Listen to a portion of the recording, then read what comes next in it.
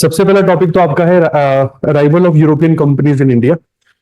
अब देखिए, ऐसा बिल्कुल भी नहीं है कि इंडिया के बारे में ये लोग नहीं जानते। जैसे हमको सुनने में आया Vasco da Gama was the one जिसने कभी इंडिया की खोज करी थी, बट ऐसा नहीं है कि उसने इंडिया डिस्कवर किया था। इंडिया हड़प्पन सिविलाइजेशन से ही लोग जानते हैं और हम लोग तब से ट्रेड कर रहे हैं। ऐसा नहीं है कि पहली पहली बार ट्रेड करना शुरू किया था। इंपॉर्टेंट चीज यहाँ पर क्या है, टर्की। अगर आप कभी टर्की को मैप में देखें ना, वैसे तो नाम बदल गया इसका, टर्की हो गया अब। तो टर्की को अगर मैप में देखें तो एशिया और यूरोप को कनेक्ट करता है टर्की। लाइक टर्की का एक पोर्शन है इस्तांबुल, जो कि यूरोप में आता है। वैसे 99% टर्की काउंट होता है एशिया में। ओनली 1% टर्की का जो पार्ट है इस्तांबुल, वो आता है यूरोप में। तो कहा जाता है कि जो सिल्क रूट था ना पहले, जो चाइना से जाता था, वो सिल्क रूट भी वाया टर्की ही होकर जाता। तो जितने भी ट्रेड के लिए, अब प्रॉब्लम यहाँ पर सारी टर्की से ही शुरू होती है। कहा जाता है 13, 14 और 15 सेंचुरी के आसपास टर्की के ऊपर या एक रीजन है टर्की का, कॉन्स्टाइंटिनोपोल। शायद सुना होगा इसका, कॉन्स्टाइंटिनोपोल, जिसको हिंदी में कस्तंतुनिया भी बोला जाता है। तो कॉन्स्टाइंटिनोपोल के ऊपर ये मान लीजिए कि ओटोमन एम्पायर का रूल हो गया था। अब ये ओटोमन एम्पायर क्या है, एक मुस्लिम एम्पायर है। और ओटोमन एम्पायर का जो एक्सपेंशन था वो मेडिटेरेनियन सी के ऊपर काफी अच्छा खासा हो गया था, जिसकी वजह से यूरोप से जो मतलब यूरोपियन ट्रेडर्स और इंडियन ट्रेडर्स आपस में मिल नहीं पा रहे थे। या ये कह लीजिए कि यूरोपियंस को जो इंडियन प्रोडक्ट चाहिए थे, उनका लिंक ऑलमोस्ट वहां पे टूट गया था। अब सबसे इंपॉर्टेंट चीज क्या है कि India is a land of not only the spices, but उस टाइम पे टेक्सटाइल भी इंडिया के बहुत अच्छे हुआ करते थे और वो भी यूरोपियन मार्केट्स में काफी अच्छी खासी डिमांड में बिका करते थे। अब क्योंकि आपका जो डायरेक्ट लिंक है वो तो टूट चुका है, तो ऐसे में जितने भी यूरोपियन सिविलाइजेशन के जो देश थे जिनको इंडिया से फायदा हो रहा था या जो इंडिया से प्रोडक्ट्स को इंपोर्ट कर रहे थे, वो अब यहाँ पर सोचने लगते हैं कि what can be the second option, कि हम इंडिया जा सके या इंडिया को डिस्कवर कर सके। तब कहा जाता है 1498 में पोर्चुगीज, जिसकी कैपिटल मतलब पोर्तुगल, जिसकी कैपिटल लिस्बन है, लिस्बन से निकलता है एक व्यापारी, नाम है इसका वास्को डिगामा। और 1498 के आसपास ये इंसान केरला पहुंचता है, केरला के कैलिकट में पहुंचता है। और कैलिकट का जो राजा था उस समय, वो देखो, अंग्रेजों को देख के थोड़ा बहुत तो हम लोगों को फैसिनेशन हो ही जाता है कि कुछ अच्छा ही करने आए होंगे, बट ऐसा कुछ है नहीं। 1498 में जेमुरिन था उस समय केरला का राजा, और जेमुरिन ने इनका स्वागत किया और इनसे इनका रीजन पूछा कि what is the reason of your visit. और तब ये बोलते हैं कि सर देखिए ऐसा है, अपन को चाहिए स्पाइसेस और कपड़े। और जो सामान उस समय कैलिकट से यूरोपियन मार्केट्स में बिकता था, उन सभी सामानों की ब्रांडिंग की जाती थी कैलिको के नाम से। कैलिको का मतलब हो गया कि ये कैलिकट से आया है। जैसे आप किसी एक दुकानदार के पास जाएं और बोले भैया कपड़े दिखाइए, और वो आप लोगों को दिखाता है कि नाम ये बनारसी सिल्क है, all the way from Banaras. और उसके बाद वो दिखाएगा कि this cotton is called calico cotton. Calico cotton का मतलब ये हो गया कि this cotton has come all the way from Calicut Kerala. तो इस तरीके से कैलिकट के ना तो कॉटन बिका करते थे, बट कैलिको नाम से ये लोग मसाले भी बेचते थे। तो और सबसे इंपॉर्टेंट चीज की, कैलिकट से आने वाले सामानों को मुंह मांगे दामों पर बेचा जाता था पोर्चुगीज के द्वारा यूरोपियन मार्केट्स में। और ये कह लीजिए कि यूरोपियन मार्केट में वो पहला देश जिसने पूरे की पूरे ट्रेड के ऊपर अपना मोनोपोली स्टेब्लिश किया था, वो ये पोर्चुगीज ही थे। अब पोर्चुगीज, देखो सिंपल सी बात है ना कि अगर अभी इस क्लास में किसी को एक ऐसा मंत्र पता लग जाए जिसको एक बार रिसाइट करो और सारी चीजें याद हो जाए, तो शायद ही आप उसको अपने दोस्तों को बताएंगे। देखो सब सेल्फिश ही होता है, नहीं बताएगा कोई, क्यों? क्योंकि सबको पहले ये लगता है कि मेरा निकल जाए पेपर, उसके बाद देखेंगे। तो कुछ ऐसा ही है कि अगर किसी यूरोपियन कंपनी को इंडिया जाने वाले रास्ते के बारे में पता लग गया, तो जाहिर सी बात है वो किसी और को नहीं बताएगी। वो उसका जितना बेनिफिट हो सकता है वो खुद ही रीप करने की कोशिश करेगी, और यहां पर भी पोर्चुगीज ने यही किया। कहा जाता है 102 सालों तक इन्होंने इंडियन ओशन में चलाई ब्लू वाटर पॉलिसी। और ब्लू वाटर पॉलिसी ये बोला करती थी कि अगर कोई भी शिप XYZ बिना पोर्चुगीज की परमिशन के इंडियन ओशन में मिला, तो उसके सारे क्रू मेंबर्स को मार दिया जाएगा और सारा जो गुड्स है उनके शिप के ऊपर वो कॉन्फिस्केट कर लेंगे। हम रोक किसी को नहीं रहे हैं, आप जा सकते हो, इंडियन ओशन का यूज कर सकते हो, बट इंडियन ओशन को यूज करने से पहले आपको हमसे लाइसेंस खरीदना पड़ेगा। And that licence was called कारताज। लाइसेंस को इन्होंने कारताज बोला। इसको कारताज क्यों कहा जाता था? क्योंकि लाइसेंस खरीदने वाली कंपनी के शिप्स जो होते थे, उसके आगे और उसके पीछे दोनों तरफ पोर्चुगीज शिप्स चलते थे काफिला बनाकर। और ये कारतास बड़ा महंगा होता था। और ऐसा भी नहीं है कि आपने एक बार खरीद लिया तो बार बार नहीं खरीदना पड़ेगा, ये कारतास केवल एक वन टाइम पास हो गया, मतलब केवल आने जाने की एक समय की जर्नी है, जितनी बार करोगे उतनी बार कारतास आपको खरीदना पड़ेगा। And it use to be damn costly, इतना महंगा होता था कि कारतास खरीदने के बाद अगर आप अपने प्रोडक्ट्स को यूरोपियन मार्केट्स में बेचने जाओगे तो वो बिल्कुल एक तरीके से आउट ऑफ कंपटीशन ही हो जाएगा। जैसे आज की डेट में मैं आपको बताऊं, कारतास से मिलता जुलता गवर्नमेंट की पॉलिसी है एंटी डंपिंग ड्यूटी। सरकार लगाती है एंटी डंपिंग ड्यूटी, ये उन प्रोडक्ट्स पर लगाया जाता है जो प्रोडक्ट्स बहुत ही सबस्टैंडर्ड होते हैं, या ये कह लो कि जो प्रोडक्ट्स बहुत ही सस्ते दामों पर बेचे जा रहा है, जिसकी वजह से आपकी कंट्री का जो एक्सपोर्टर है या आपकी कंट्री का जो ट्रेडर है वो पैसे नहीं कमा पा रहा। जैसे सपोज करो मैं चाइनीज हूं और केबल्स की बात कर रहे हैं हम लोग, ऑप्टिकल फाइबर केबल जैसे कि इंटरनेट में यूज होती है, और ऑप्टिकल फाइबर केबल इंडिया में भी मैन्युफैक्चर करते हैं बहुत सारी कंपनीज। बट अगर एक चाइनीज कंपनी आती है और इंडिया में स्टैंडर्ड रेट चल रहा है मान के चलो 20 रुपए मीटर, जो कि नहीं है वैसे तो बहुत महंगा है, ठीक है, बट मैं एग्जांपल मान के चल रहा हूँ कि ऑप्टिकल फाइबर केबल का रेट चल रहा है इसमें 20 रुपीज पर मीटर, और एक चाइनीज केबल आ जा रही है एकदम से मार्केट में जिसका रेट है 5 रुपीज पर मीटर, तो हम लोग तो कंपटीशन कर नहीं पाएंगे, क्योंकि मैंने बोला कम से कम भी आपको 20 रुपए तो चाहिए, इससे कम में तो नहीं पड़ता खाएगा।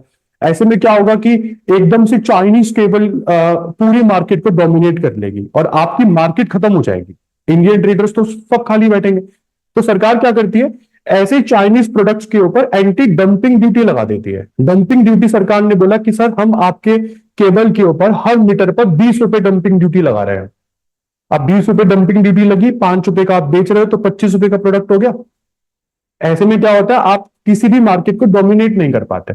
तो इसको आज की डेट में एंटी डंपिंग ड्यूटी कहते हैं, बट उस समय ये एक तरीके से कारतास सिस्टम हो गया। कारतास क्या हो गया कि सर अगर ट्रेवल करना है तो लाइसेंस लेके जाओ, और लाइसेंस की कॉस्ट इतनी ज्यादा है, जैसे कि एंटी डंपिंग ड्यूटी है, तो आप लोगों का जो प्रोडक्ट का कॉस्ट होता है वो ऑटोमेटिकली बढ़ जाता है, जिसकी वजह से आप और किसी पोर्चुगीज ट्रेडर के साथ कंपटीशन ही नहीं कर पाओगे। जैसे सपोज करो ब्लैक पेपर की बात कर रहे हैं, ब्लैक पेपर यहां से जो पोर्चुगीज ट्रेडर लेके जाकर यूरोपियन मार्केट में बेच रहे हैं, मान के चलो वो 1000 रुपीज पर केजी है, और आप एक इंडियन वो है अपना ट्रेडर है, आप इंडियन मार्केट से वो खरीद के ला रहे हो 100 रुपए में बस, क्योंकि आपको पता है कहां सस्ता मिलेगा, बट आप कारतास कारतास का 1200 रुपए पे कर रहे हो। 100 रुपीज आपकी कॉस्ट, 1200 रुपए आप लोगों का ट्रेवलिंग कॉस्ट हो गया इंक्लूडिंग कारतास, तो ये 1300 रुपीज हो गया। अब 1300 को वहां पे जाकर अगर 1400 का भी बेचोगे तो भी नहीं वो आपसे कोई खरीदेगा, क्यों? क्योंकि 1000 रुपए का ऐसा ही प्रोडक्ट पोर्चुगीज जो ट्रेडर्स है उनकी शॉप्स पर मिल रहा है आप लोगों को। तो इस तरीके से किसी भी ट्रेडर को मार्केट में घुसने से रोका जाता है।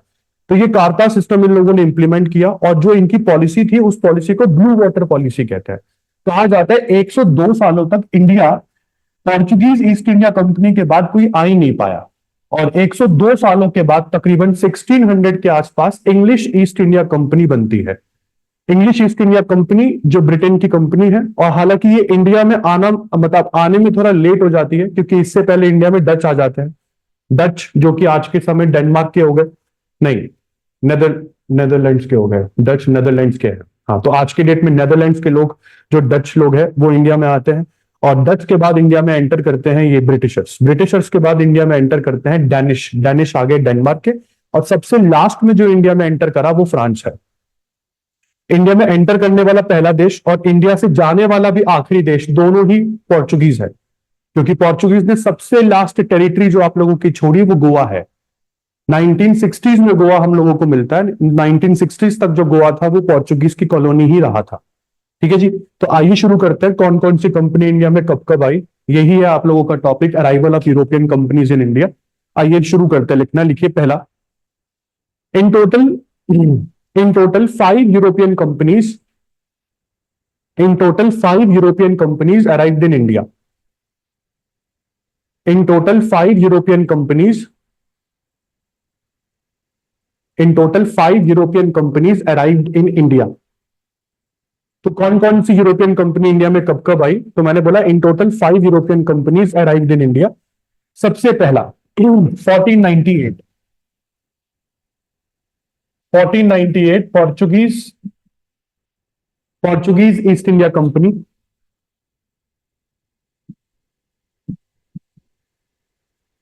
पोर्चुगीज ईस्ट इंडिया कंपनी, देखो यहाँ पर सारी कंपनी ईस्ट इंडिया कंपनी है। ये सोच के मत चलना कि ईस्ट इंडिया कंपनी केवल अंग्रेजों वाली है। यहाँ पे सारी ही कंपनी ईस्ट इंडिया कंपनी क्यों है? क्योंकि इंडिया की लोकेशन यूरोपियन कॉन्टिनेंट के ईस्ट में पड़ती है। तो आप लोग ट्रेड करने के लिए ईस्ट में जा रहे थे, तो almost all the companies are East India companies. तो पोर्चुगीज ईस्ट इंडिया कंपनी 1498 में भारत में पहली बार एंटर करती है। पहली बार कहां पर एंटर करी? तो कॉमा डाल के यहां पे लिख लीजिए कैलिकट, केरला। कैलिकट केरला, सबसे पहले ये लोग केरला में एंटर करते हैं।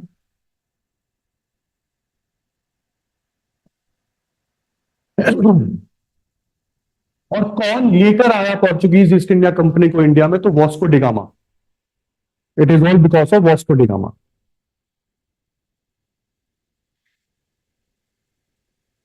ठीक है जी। तो Vasco da Gama arrived in Calicut in 1498। और सबसे इंपॉर्टेंट चीज यहां पर लिख लीजिए, Vasco da Gama was welcomed by king Zamorin. Vasco da Gama was welcomed by king Zamorin. थोड़ा बहुत मैं पोर्चुगीज के बारे में लिखवा रहा हूं आप लोगों को, उसके बाद मैं डच की तरफ लेके चलूंगा। तो अभी केवल 2-3 पॉइंट पोर्चुगीज के उतार लीजिए। That Vasco da Gama was welcomed by king Zamorin of Calicut. King Zamorin of Calicut. अब यहां पर जो भी कंपनी इंडिया में आ रही है ना बेटा, हर कंपनी अपना एक गवर्नर भेज रही है साथ में। गवर्नर का मतलब आज के डेट में हो गया चीफ एग्जीक्यूटिव ऑफिसर। हर कंपनी का एक सीईओ होता है जो पूरे कंपनी के ऑपरेशंस को मैनेज करता है। तो यहां पर जो सीईओ है उसको ये लोग गवर्नर कह रहे हैं। इतना क्लियर हो रहा है? तो लिख लीजिए, the first governor of Portuguese in India, the first governor of Portuguese in India was Francisco de Almeida.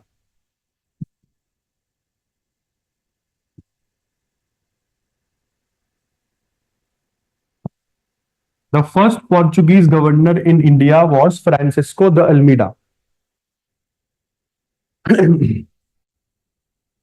Francisco de Almeida, ये इंसान इंडिया में पोर्चुगीज ईस्ट इंडिया कंपनी का पहला गवर्नर बनकर आया था। Francisco de Almeida. अब पोर्चुगीज ईस्ट इंडिया कंपनी ने इंडिया में क्या किया, मतलब अगर इन लोगों के वो देखे तो लिख लीजिए, Portuguese East India company implemented the blue water policy. Portuguese East India Company implemented the blue water policy. Portuguese East India Company implemented the blue water policy, under which blue water policy, under which a license, under which a license named Kartaz, under which the license named Kartaz, license named Kartaz used to be sold, under which a license named Kartaz used to be sold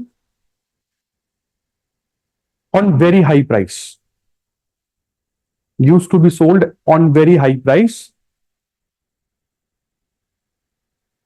to non-Portuguese traders, used to be sold on very high price to non-Portuguese traders, to non-Portuguese traders for using Indian Ocean,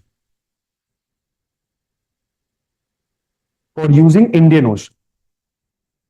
Second point, Indian ocean. तो मतलब इन्होंने ये blue water policy को circulate कर कर Indian ocean की पूरी trade को इन्होंने मोनोपोलाइज कर लिया। तो जैसे कि मैंने बोला, अगर आप कोई प्रोडक्ट इंडिया से 100 रुपीज का लेकर आ रहे हो, ट्रेवलिंग कॉस्ट आपकी 300 रुपीज है, उसमें अगर मैं 200 रुपए आपका प्रॉफिट भी जोड़ दूं जो आपको चाहिए, तो आप यूरोपियन मार्केट्स में वो प्रोडक्ट 600 का बेच रहे हो। बट अगर मैं नॉन पोर्चुगीज ट्रेवलर की बात करूं, 600 रुपए इनको भी पड़ रहा है, मतलब अगर ये भी अपना प्रॉफिट जोड़े, बट इनको एक्स्ट्रा कॉस्ट क्या पड़ रही है? कार्तास की। ये पोर्चुगीज ट्रेडर्स को नहीं खरीदना है, ये नॉन पोर्चुगीज ट्रेडर्स को खरीदना है जो इंडियन ओशन को यूज करके पहुंचेंगे यूरोपियन मार्केट्स में। सिंपल सी बात है, कार्तास की फीस मान के चलो 400 रुपए है, तो आपका प्रोडक्ट तो 1000 का हो गया। कहा तो 1000 रुपए का सेम प्रोडक्ट और वही प्रोडक्ट आपको 600 का मिल रहा है। तो सिंपल सी बात है, कोई इंडियन ट्रेडर से वो सामान नहीं खरीदेगा, मतलब उस लेवल का नहीं खरीदेगा जिस लेवल का आपका बिकना चाहिए। ऑफकोर्स थोड़ा बहुत तो बिकेगा ही। आगे चल रहे हैं। Next, Portuguese introduced tobacco, Portuguese introduced tobacco, potato, Portuguese introduced tobacco, potato, peas, PEAS, Portuguese introduced tobacco, potato, peas, red chili, etc. farming in India. Red chili, etc. farming in India. इन सबकी farming India में इन लोगों के द्वारा start की गई है, खास करके potatoes. Like potato is the most characterless सब्जी इन द वर्ल्ड, क्योंकि हर किसी के साथ चलती है ये, बट सबसे इंपॉर्टेंट चीज इंडिया में नहीं चलता था। इससे पहले आप लोग बाजरा, कॉर्न भी नहीं खाते थे हम लोग, ये भी अमेरिकन क्रॉप है। अगर कॉर्न्स की बात करें तो कॉर्नफ्लोर भी इंडिया में नहीं होता था। हम लोग बाजरा और एक और चीज है ना, रागी, ये खाने वाले लोग हैं। यहाँ तक कि वीट भी बहुत बहुत ज्यादा बाद में इंट्रोड्यूस होता है इंडिया में। खास करके पोटैटोज तो बिल्कुल नहीं खाया करते थे। अब पोटैटोज यूरोपियंस को बहुत पसंद है, क्योंकि एक तो यहाँ पर पूरा यूरोपियन कॉन्टिनेंट है वो बहुत ठंडा है, ठंडा होने की वजह से यहाँ पर ज्यादा क्रॉप्स तो उगती नहीं है, और पोटैटो को उगाने के लिए आपको ज्यादा मुशक्कत करने की जरूरत नहीं है। एक सबसे इंपॉर्टेंट चीज हैवी होता है, क्योंकि कार्ब्स ही है सारे, खाने के बाद भूख भी नहीं लगेगी, और पोटैटो की शेल्फ लाइफ अच्छी होती है, मतलब बहुत जल्दी खराब नहीं होता। तो ये जहां पर भी गए ना, इन्होंने पोटैटो फार्मिंग सबसे ज्यादा शुरू करी, और आज तो इंडिया की स्टेपल क्रॉप हो गई है ये। भाई देखो आज तो हर जगह पर आलू उग रहा है, आगे चल रहे हैं। खास करके टोबैको फार्मिंग भी इनकी वजह से इंडिया में स्टार्ट होती है। वो बात अलग है कि वो टोबैको को रोल करके बाद में गांजा हमने बनाया। इसके बाद नेक्स्ट लिख लीजिए, they started printing press in India. They started printing press in India. They started printing press in India. ये सारा काम किया पोर्चुगीज ने। इसके बाद सेकंड यूरोपियन कंपनी जो इंडिया में एंटर कर रही है, this is 1602 Dutch east India company. Dutch east India company India में एंटर करती है, सेकंड यूरोपियन कंपनी है। डच का मतलब ये नेदरलैंड से आए हैं, और सबसे पहले ये कहां पर आए, ये आए मसूलीपट्टनम में। मसूलीपट्टनम आज की डेट में ये इलाका आंध्र प्रदेश में है। तो they arrive for the first time in Masulipatnam, and this area is in Andhra Pradesh. ये डच ईस्ट इंडिया कंपनी है। इनके बारे में ऐसा जो आपको कुछ पढ़ना नहीं है, कुछ खास इन्होंने किया नहीं है। इसके बाद third and most important European company जो इंडिया में एंटर कर रही है, this is English East India company. 1608 1608 English East India company सबसे पहले कहां पर आए, सूरत, सूरत गुजरात। अब जल्दी से इंग्लिश ईस्ट इंडिया कंपनी के बारे में आपको बता दूं कि ये कंपनी बनी कैसे। देखो यार, ये वो बात हो गई कि सपोज करो कि इंडिया से मैं कोई एक कंपनी को बोलूं कि यूरोपियन छोड़ो, रशियन ऑयल, रशिया से ऑयल हम खरीद रहे हैं, तो पता ही होगा आप लोगों को, यूरोपियन जितनी भी कंट्रीज है वो रशिया से डायरेक्ट ऑयल परचेज नहीं कर रही है। क्यों? क्योंकि रशिया पे इन्होंने सैंक्शन लगाए हैं, बट मजाक है ये, कुछ नहीं, सैंक्शन भी मजाक है। क्यों? क्योंकि ये बोल रहे हैं हम रशिया से ऑयल नहीं खरीदेंगे। हमने कहा मत खरीदो, उसमें कोई दिक्कत वाली बात थोड़ी ना है। रशिया ने बेचा ऑयल इंडिया को, और इंडिया खरीदता है कच्चा तेल, क्योंकि रिफाइनरीज हमारे पास है, जैसे जामनगर रिफाइनरी। तो आप लोगों ने क्रूड ऑयल को रिफाइन किया। यूरोपियन जो मार्केट्स होती है, इन लोगों में या इन लोगों की कार में जो तेल डलता है वो थोड़ा थोड़ा एक्स्ट्रा रिफाइंड होता है, क्योंकि यहाँ पे ठंड ज्यादा होती, तो वो जमना नहीं चाहिए ठंड में। ठीक है, तो इनके लिए तेल हम तैयार कर रहे हैं इंडिया में। पहले ये लोग डायरेक्टली यूरोप से खरीद रहे, सॉरी रशिया से खरीद रहे थे। तो रशिया से हम लोगों ने खरीदा, जामनगर रिफाइनरी में हम लोगों ने उसको रिफाइन किया, और वो तेल जो हमने रशिया से खरीदा था वो हमने यूरोप को चिपका दिया।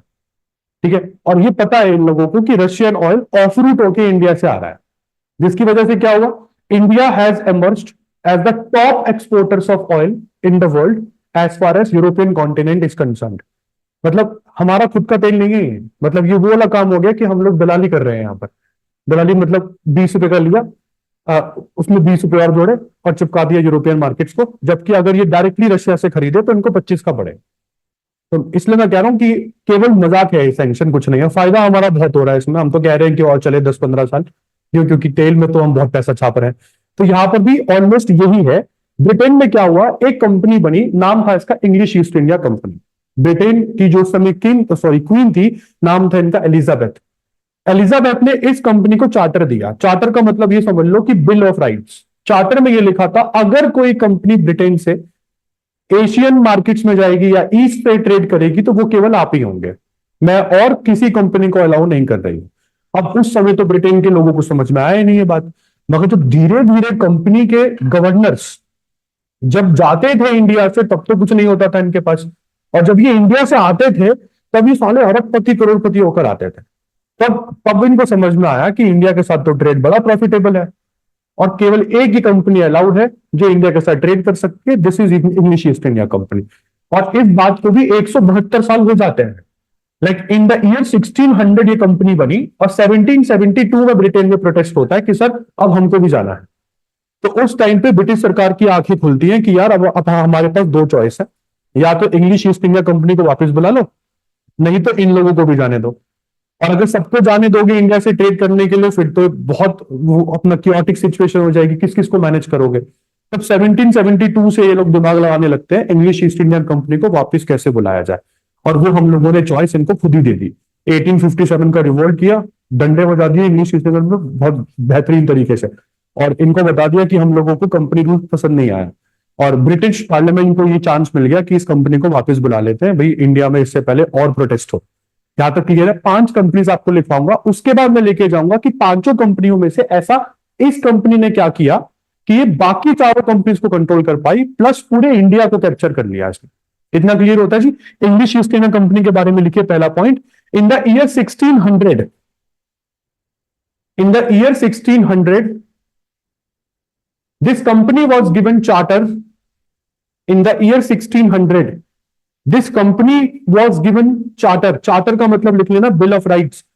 इन the year 1600 this company was given charter by queen Elizabeth first, by queen Elizabeth first, by queen Elizabeth first, under the charter, under the charter only the East India Company from, under the charter only the East India Company of Britain was allowed, only the East India Company from Britain was allowed, only the East India Company from Britain was allowed to trade, to trade with the East, to trade with the East।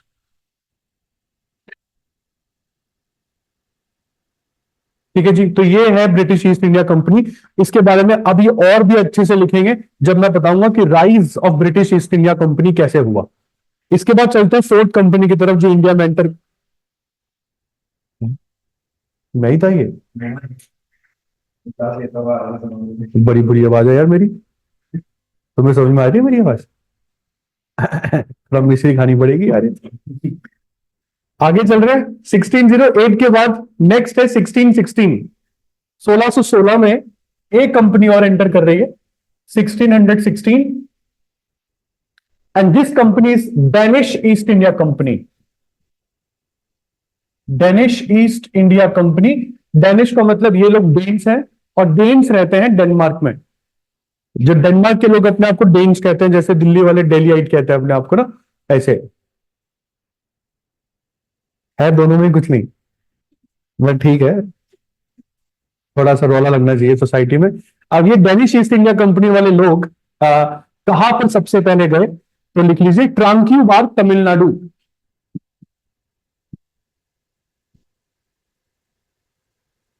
ट्रांक्यूबार Tamil Nadu, यहां पर इनका पहला base establish हुआ। ये जो मैं आपको पहले पहले बेसिस लिखवा रहा हूं ना जी हर कंपनी के, ये डैम इंपॉर्टेंट है, समझ लो आप। ठीक है जी, और उसके बाद लास्ट कंपनी इंडिया में एंटर कर रही है वो है 1654, sorry 64, 1664, 1664 French east India company, French east India company. और जहां पर ये पहली बार आए वो जगह है पुडुचेरी, उस समय तो पौंडीचेरी होती थी ये, तो आप पौंडीचेरी ही लिखना, ब्रैकेट में प्रेजेंट पुडुचेरी कर सकते हो, या पुडुचेरी लिख लो कोई दिक्कत नहीं है, और एरेस्ट वाइल पौंडीचेरी कर सकते हो। इतनी थके थके क्यों आ रहे हो सर? आप आसपास नहीं रहते हो क्या? मेट्रो से आते हो? मैं मेट्रो कितना टाइम लेती है यहाँ तक आने में? नहीं, जीटीबी नगर से रिक्शा मिल जाता है डायरेक्ट सुबह सुबह भी? और वो कौन सा गेट है इसका, GTB? Gate number 2? Thank you यार। मैं यार गाड़ी से आता हूँ, मैं 2-3 दिन से सोच रहा हूँ मैं कार छोड़ के आऊँ फिर से। तभी तो। वो यहाँ पे पार्किंग नहीं मिलती एक तो मैं नंबर लगा के आया हूँ, वो साले फोन ही करते रहते हैं कि सर कार हटा लो कार हटा लो। मैं कहा मैंने इसलिए तो ना लगाया था। आगे चल रहे हैं। ट्रांक्यूबार तमिलनाडु 1664, सॉरी 1616। ये था डेनिश ईस्ट इंडिया कंपनी। 1664 में आ रही है French EIC East India Company and the region is Pondicherry. अच्छा, इंडिया में कितनी जगह पर है Pondicherry? Like in how many states of India do you have Pondicherry? और Pondicherry is constrained at one position in some corner of India. मेरा क्वेश्चन समझ में आया? नहीं, पहले तो आया। मैंने सोचू जैसे गाजियाबाद समझो मैम। अब गाजियाबाद पूरा एक है ना, तो अब गाजियाबाद कितना लंबा है कितना चौड़ा है सबको पता है। अगर मैं ये बोलूं कि दुनिया में भारत में गाजियाबाद 4 जगहों पर आता है और ये 4 जगहें अलग अलग स्टेट्स में हैं, इन चारों जगहों को मिला दिया जाए तो एक कंप्लीट गाजियाबाद बनता है। कुछ ऐसा ही है पौंडीचेरी। पौंडीचेरी किसी स्टेट की तरह या किसी यूनियन टेरिटरी की तरह ये एक जगह पर इकट्ठा नहीं है। पौंडीचेरी के टुकड़े हैं हर जगह जगह पर, और इनके 4 डिस्ट्रिक्ट है। पौंडीचेरी की खास बात आपको बता दूं, चारों डिस्ट्रिक्ट्स अलग अलग जगह पर है। आप जब पढ़ोगे तो आपको समझ में आएगा कि Pondicherry comes under the jurisdiction of Madras high court. ये तो पता ही होगा ना? नहीं तो बता दूं, मद्रास हाई कोर्ट का जुरिस्डिक्शन चलता है पौंडीचेरी में। और पौंडीचेरी कहीं पर भी है इस समय, भले वो केरला में है, आंध्र प्रदेश में है या खुद तमिलनाडु में है, कहीं पर भी अगर आप रह रहे हैं और अगर वो पौंडीचेरी है और अगर आपको हाईकोर्ट जाना है तो मद्रास हाईकोर्ट ही जाना पड़ेगा आपको। आप केरला हाईकोर्ट नहीं जा सकते। अगर मैं पौंडीचेरी की बात करूं, वैसे आपको थोड़ा बहुत दिखाऊं, पौंडीचेरी ये 4 जगहों पर है। इन चारों जगहों को मिला दो तो पौंडीचेरी बनता है। इन चारों डिस्ट्रिक्ट्स के नाम, पहला डिस्ट्रिक्ट है यनम, दूसरा डिस्ट्रिक्ट खुद पुडुचेरी है, तीसरा डिस्ट्रिक्ट है कराईकल, और चौथा डिस्ट्रिक्ट जो है ये है माहे। इंडिया का सबसे छोटा डिस्ट्रिक्ट है माहे। जब ज्योग्राफी पढ़ाऊंगा तब भी आप लोग पढ़ोगे मेरे साथ। यनम तो है आंध्र प्रदेश में, this is in Andhra Pradesh. ये दोनों जगहें हैं तमिलनाडु में, and this is in Kerala. इस तरीके से इन चारों जगहों को मिला दो तो पौंडीचेरी बनता। अलग अलग जगहों पर है पुडुचेरी भी। ठीक है जी। तो इसका मतलब फ्रेंच कॉलोनीज अलग अलग जगह पर स्टेब्लिश हुई थी। तो जैसे जैसे इन्होंने कॉलोनीज को खाली किया, वो सब आप लोग पुडुचेरी के रूप में उसको एक्सेप्ट करते रहे। इतना क्लियर है? भले ही तुम जन्म में रह रहे हो, आंध्र प्रदेश में है, आंध्र प्रदेश का हाईकोर्ट अमरावती हाईकोर्ट है, तो आप अगर जन्म में रहते हैं, पुडुचेरी के रेजिडेंट है, आपको हाईकोर्ट जाना है तो सर मद्रास हाईकोर्ट ही लगेगा। आप आंध्र प्रदेश का अमरावती हाईकोर्ट में नहीं जा सकते हो। जुरिस्डिक्शन सबकी बटी हुई है ना यार। आगे चल रहे हैं। इसके बाद बात करते हैं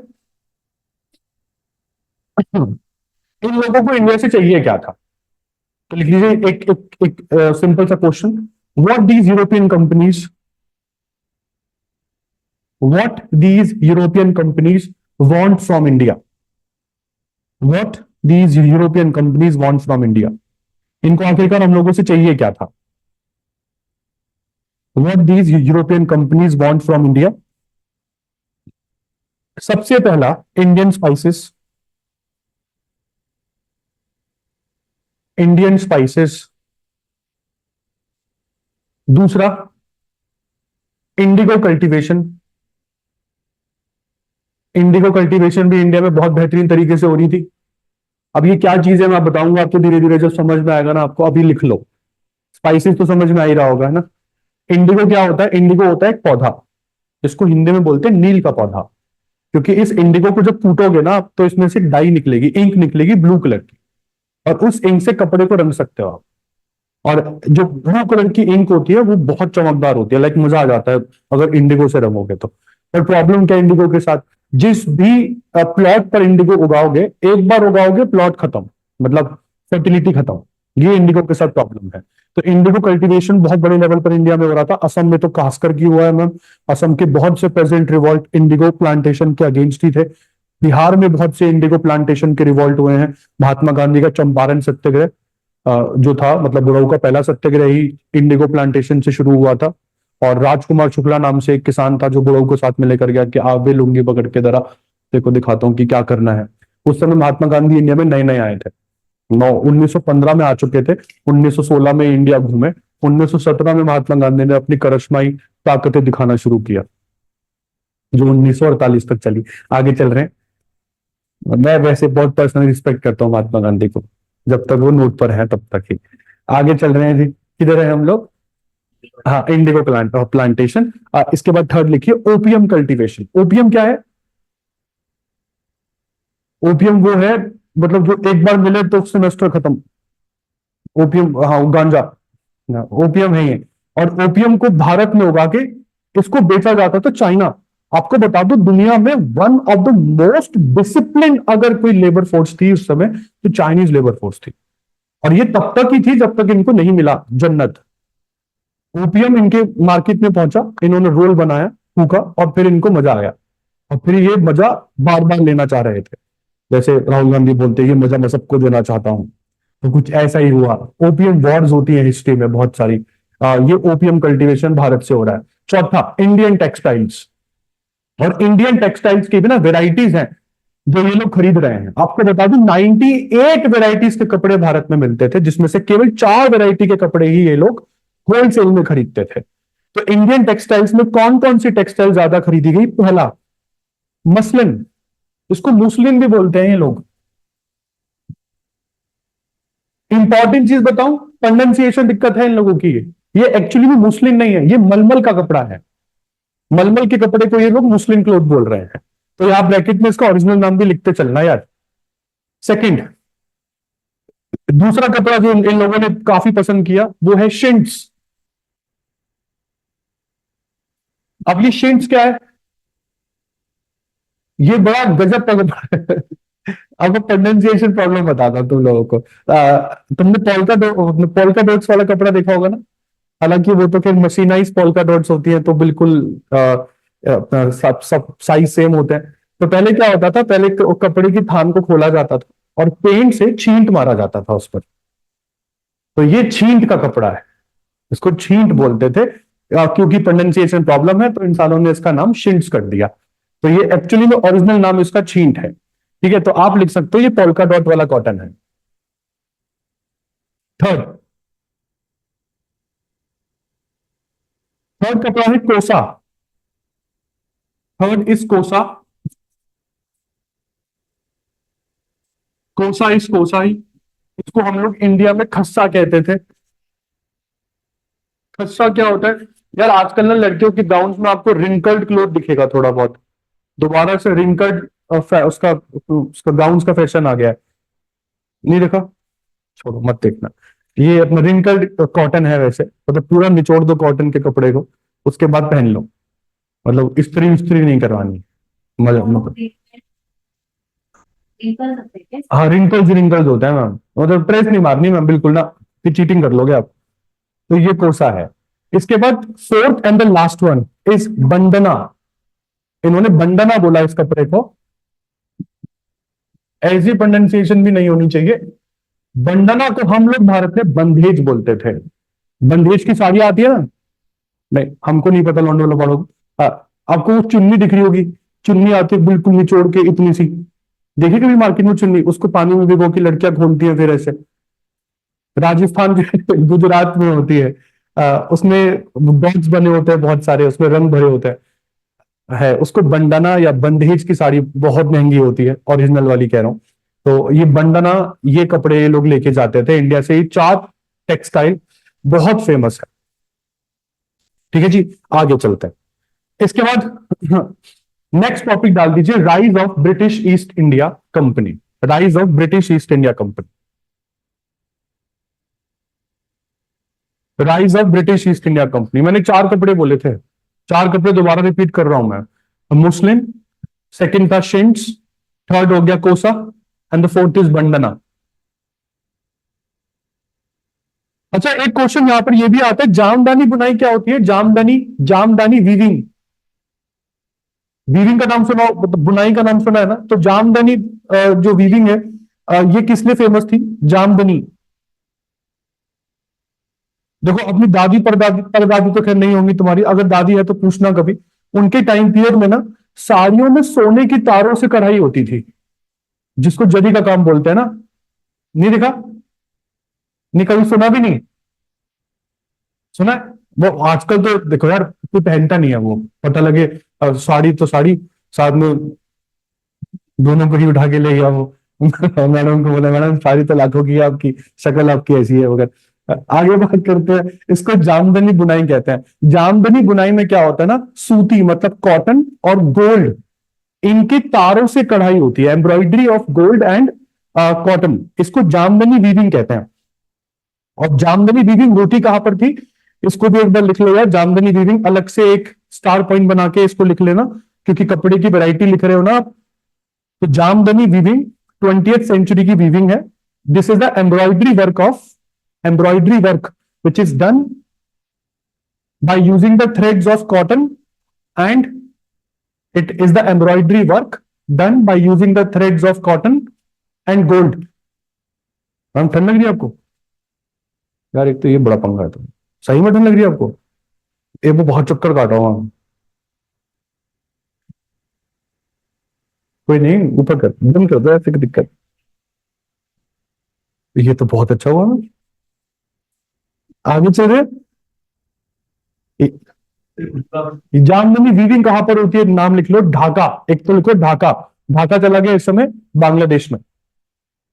और दूसरा रीजन है यूपी, यूपी का लखनऊ। इतना हंसने वाली कौन सी बात थी वैसे?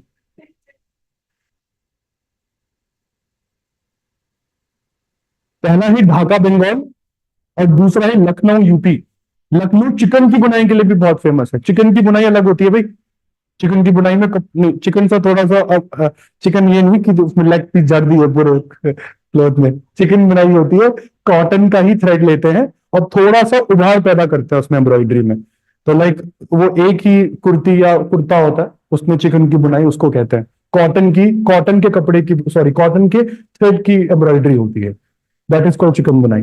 तो जामदनी बुनाई जो है ये बहुत इंपॉर्टेंट है, कभी कभार क्वेश्चन यहां पर आ जाता है। जामदनी वीविंग कहां पर होती थी? ढाका बंगाल और यूपी के लखनऊ में। जामदनी वीविंग में कॉटन और गोल्ड के थ्रेड्स का इस्तेमाल करते थे ये लोग एम्ब्रॉयडरी करने में। चलो जी आगे बात करते हैं। अब आते हैं rise of British east India company. आखिरकार ऐसा क्या हुआ कि ब्रिटिश ईस्ट इंडिया कंपनी ने इन चारों को पीट दिया? 5 कंपनीज आई ना टोटल में इंडिया में। अब इन पांचों में से जो एक कंपनी इंडिया को रूल करके निकली, वो कंपनी ईस्ट इंडिया कंपनी थी, ब्रिटेन की। अब ब्रिटिश ईस्ट इंडिया कंपनी का टाइम पीरियड लिख लो यार, इन्होंने कब से लेकर कब तक इंडिया में अपनी प्रेजेंस रखी? 1608 में आए थे, लाइक पहला सेंटर आपने अभी लिखा मेरे साथ, 1608 से लेकर 1858, 1608 अप टिल 1858। वैसे तो टू बी वेरी प्रिसाइज 1857 ही है, बट उसको 1858 क्यों बोल रहा हूं मैं? क्योंकि 1857 का रिवॉल्ट हुआ था, मंगल पांडे वाला। इसको दबाते दबाते 1858 हो गया था। 1858 में रिवॉल्ट खत्म हुआ और ईस्ट इंडिया कंपनी को खत्म कर दिया गया।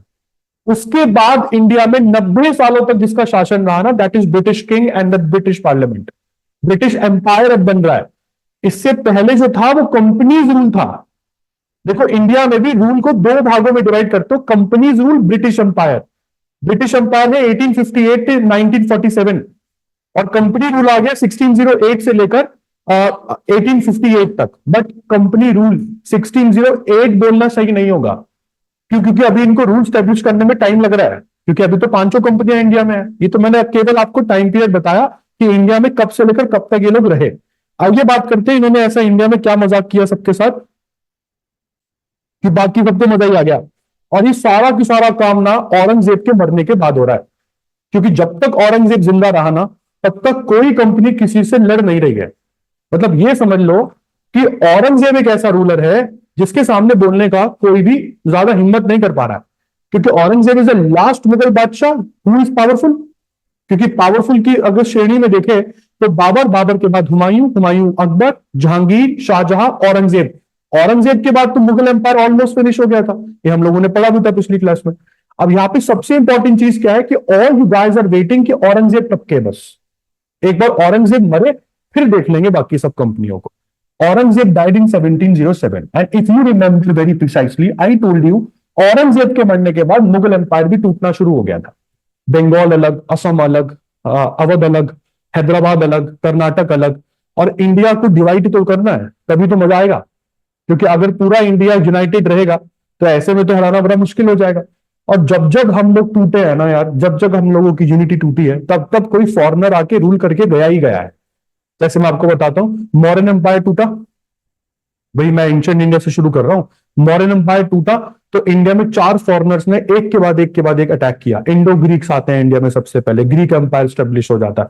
उसके बाद कुशाना एम्पायर आ जाते हैं, कुछ लुटेरे आ जाते हैं इंडिया को लूटने के लिए, शाकाज और पल्लवाज, सॉरी शाकाज और पहलव्स के नाम से। इसके बाद गुप्ता एम्पायर टूटा, फिर गुप्ता एम्पायर इंडियन एम्पायर था। गुप्ता एम्पायर के टूटने के बाद फिर इंडिया में मुस्लिम इन्वेजन होने लगते हैं। मुस्लिम इन्वेजन में मोहम्मद बिन कासिम, मोहम्मद गौरी, महमूद गजनवी। उसके बाद मुगल एम्पायर आया। मुगल एम्पायर, जैसे ही मुगल एम्पायर टूटा, अब ये कंपनी स्ट्रांग हो रही है। ठीक है, अब कंपनी को तोड़ा तो इंडिया इंडिपेंडेंट हुआ 1947 में। अब ऐसा बिल्कुल नहीं है कि हम लोग दोबारा गुलाम नहीं बन सकते, बिल्कुल बनोगे, अगर मंशा है ऐसी, या ये मान के चलो कि अगर काम ही ऐसे करे। जैसे इंडिया में अभी कल परसों पार्लियामेंट का पहला सेशन था, और पार्लियामेंट के पहले ही सेशन में बिल्कुल क्लियर हो गया कि आने वाले 5 साल कैसे चलेंगे। आने वाले 5 साल बहुत मजा आएगा। क्यों? क्योंकि इन्होंने पार्लियामेंट के पहले ही सेशन में बवाल कर दिया। और आप लोगों के एग्जाम पॉइंट ऑफ व्यू से बहुत इंपॉर्टेंट है, करंट अफेयर्स बिल्कुल आएंगे यहाँ पर पॉलिटी से। आर्टिकल्स वो आप लोगों से बिल्कुल पूछेगा कि ओथ सेरेमनी, जो, क्योंकि पार्लियामेंट में सबसे पहले जब सारे एमपीज इलेक्ट होकर पहली बार बैठते हैं ना, तब स्पीकर नहीं बनता कोई, सीनियोरिटी के बेसिस पर। सीनियोरिटी का मतलब कौन कितनी बार चोर बना है, मतलब आपको कितनी बार चोर बनने का एक्सपीरियंस, एमपी। जैसे आपने बोला सर मैं 7 बार लगातार चोर बनता हुआ आ रहा हूं, तो आप सीनियर हो गए बाकी सबसे, भले ही आपकी उम्र 42 है। अगर कोई 52 वाला भी बैठा है और पहली बार एमपी बन रहा है, तो वो सीनियर नहीं है आपसे। तो सीनियोरिटी के बेसिस पर ना किसी एक इंसान को बिठाकर कुर्सी पर बिठा दिया जाता है, इसको बोलते हैं प्रोटम स्पीकर। और प्रोटम स्पीकर बाकी सबको शपथ दिलाता है, केवल इसका काम ओथ दिलाने का होता है, और ओथ का काम चलेगा 2 दिनों तक। 543 एमपीज है ना। और गजब की चीज क्या है, इस बार 3 एमपी ऐसे हैं जो जेल में बैठे हैं। 3 एमपी जेल में बैठे हैं। इनको कौन शपथ दिलाएगा, अभी तो ये कोर्ट डिसाइड करेगी, जिसमें से एक बहुत बेहतरीन इंसान है, अमृतपाल सिंह। अमृतपाल सिंह एक वो खालिस्तानी प्रो लीडर था, जिसने आज तक पर इंटरव्यू दिया था कि आई चैलेंज मिस्टर मोदी कि वो बात करे मेरे से खालिस्तान के ऊपर, नहीं तो he should remember what happened to Indira Gandhi. उसके बाद इतिहास गवाह है, हमने इसको स्प्लेंडर पर भगवाया था, स्प्लेंडर से भाग रहा था ये स्टेट टू स्टेट जान बचाने के लिए, फिर संदिग्ध हालतों में पकड़ा गया और तब से पिट रहा है। बट गजब चीज ये है कि पंजाबियों ने जिता दिया इसे। तो ये एक वो है, इंडिया की खास बात है। आगे चल रहे तो आइए rise of British east India company लिखते हैं, क्या होता है, कंपनी ने क्या किया। तो लिखिए, after Aurangzeb's death the disintegration of India started. After Aurangzeb's death the disintegration of India started. The disintegration of India started. Disintegration का मतलब India started divided into various parts, various independent portions. The disintegration of India started. Next point. It was Bengal. It was Bengal who started causing problems to British East India Company. It was Bengal who started causing problems to British East India Company.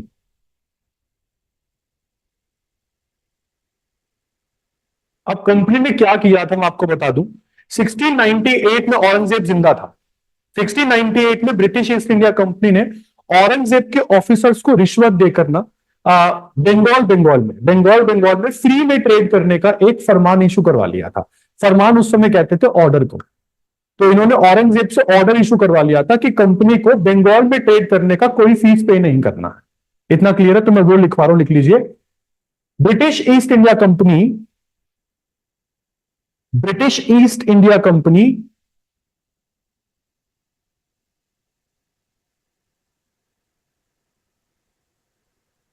Made Aurangzeb to issue an order. Made Aurangzeb to issue a Farman. Made Aurangzeb to issue a फरमान. फरमान का मतलब order है. Made Aurangzeb to issue a Farman of free trade in Bengal. Of free trade in Bengal in 1698.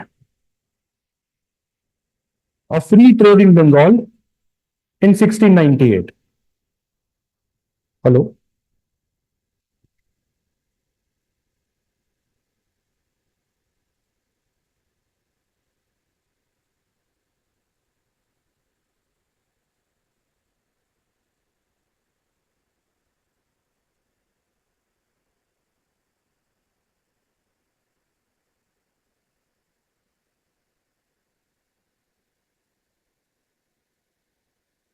Next.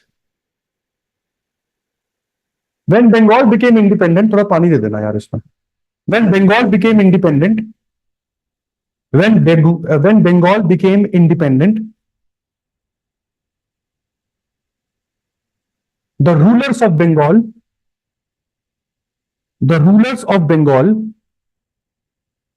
started demanding.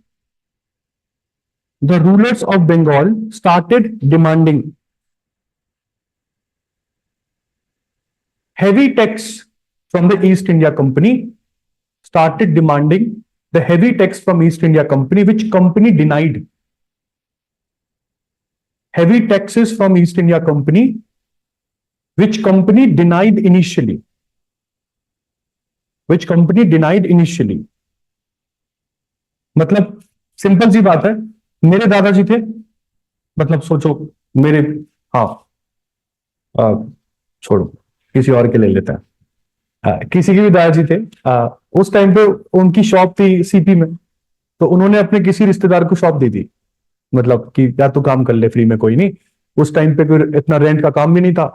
अब time आ गया है तुम्हारा, और वो दुकान अभी भी तुम्हारे पास ही है, और अभी भी वो इंसान तुम्हें रेंट पे नहीं कर रहा है.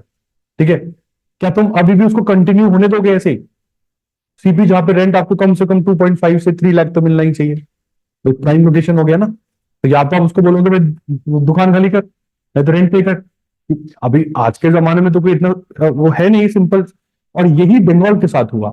औरंगजेब ने तो चलो ऑर्डर दे दिया कि फ्री में ट्रेड कर लो, बंगाल फ्री हो गया. अब बंगाल का जो इंडिपेंडेंट नवाब है वो कंपनी को भड़का रहा है, सॉरी कंपनी को ये मान लीजिए कि ऑर्डर दे रहा है कि सर अगर आपने मुझे रेंट पे नहीं किया ना, तो आई स्वेयर टू गॉड जितना भी आपकी फैक्ट्री है ना यहाँ पर, सब पर ताला मार दूंगा, बस देख लेना आप.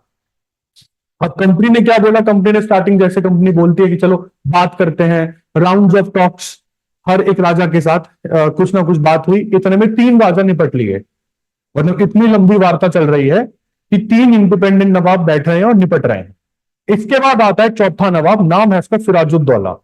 ये थोड़ा सा इगोइस्टिक आदमी है. इसने बोला देखो भैया ऐसा है, तुमने मेरे पूर्वजों को बड़ा पागल बनाया, अब तुम्हें दे रहा हूं मैं डेट, और डेट है 20 तारीख 1756, 20 जून 1756 तक. अगर मेरे पास टैक्स नहीं आया ना बेटा, तो फिर तुम देख लेना तुम्हारी सारी फैक्ट्रियों पर ताला कैसे लगाता हूं मैं, और जितने अंग्रेज मिलेंगे ना सबको पकड़ लाऊंगा. अंग्रेजों को लगा कि यार फेंक रहा है, क्या ही करेगा, और टैक्स नहीं गया. 20 जून 1756 को सिराजुद्दौला ने जैसा बोला था वैसा ही किया इस आदमी ने. इसने सारे अंग्रेज पकड़े जो भी फैक्ट्रियों में थे, सारी फैक्ट्रियों पे ताला मारा, और सबको ये समझ लो कि इस रूम को आधा डिवाइड कर लो उस टाइप का. तो इस आधे से कमरे में अगर मैं 148 लोगों को भर दूं, एसी कर दूं बंद, एग्जॉस्ट फैन है तो वो भी बंद, बाहर से गट्टा लगा दूं, तो सफोकेशन में मरोगे तुम. और 148 में से बच्चे भी थे और महिलाएं भी थी. प्रॉब्लम तो सारी यहां पर हुई. केवल 27 से 23 लोग बचे, बाकी सारे मरे इसे. और इस ट्रेजेडी को कहा जाता है black hole tragedy of Bengal. ये किया सिराजुद्दौला ने. कंपनी वॉज लाइक यार ये तो कोई बात करने का तरीका नहीं हुआ सर, हम आपको पागल बना रहे थे, आप भी बना लेते थोड़ा सा, ऐसे कैसे बच्चों को मार दिया आपने. हालांकि अंग्रेजों ने भी कुछ कम नहीं किया है तुम लोगों के साथ, तो कुछ बहुत ज्यादा पिटी फील करने की जरूरत नहीं है, बढ़िया ही हुआ इन लोगों के साथ. अब जो यहाँ पर हो रहा था, सिराजुद्दौला से वॉर करने के लिए, क्योंकि सिराजुद्दौला ने गलत किया. उस टाइम पे कंपनी के इंडिया में 3 हेडक्वार्टर्स हुआ करते थे. एक था बंगाल जो बंद हो चुका है अब, सिराजुद्दौला ने बंद कर दिया है। दूसरा हेडक्वार्टर था मद्रास और तीसरा हेडक्वार्टर है बॉम्बे। तो सबसे पास में जो हेडक्वार्टर पड़ता है बंगाल से वो मद्रास ही था। और मद्रास हेडक्वार्टर में बैठा है कंपनी का एक official Robert Clive.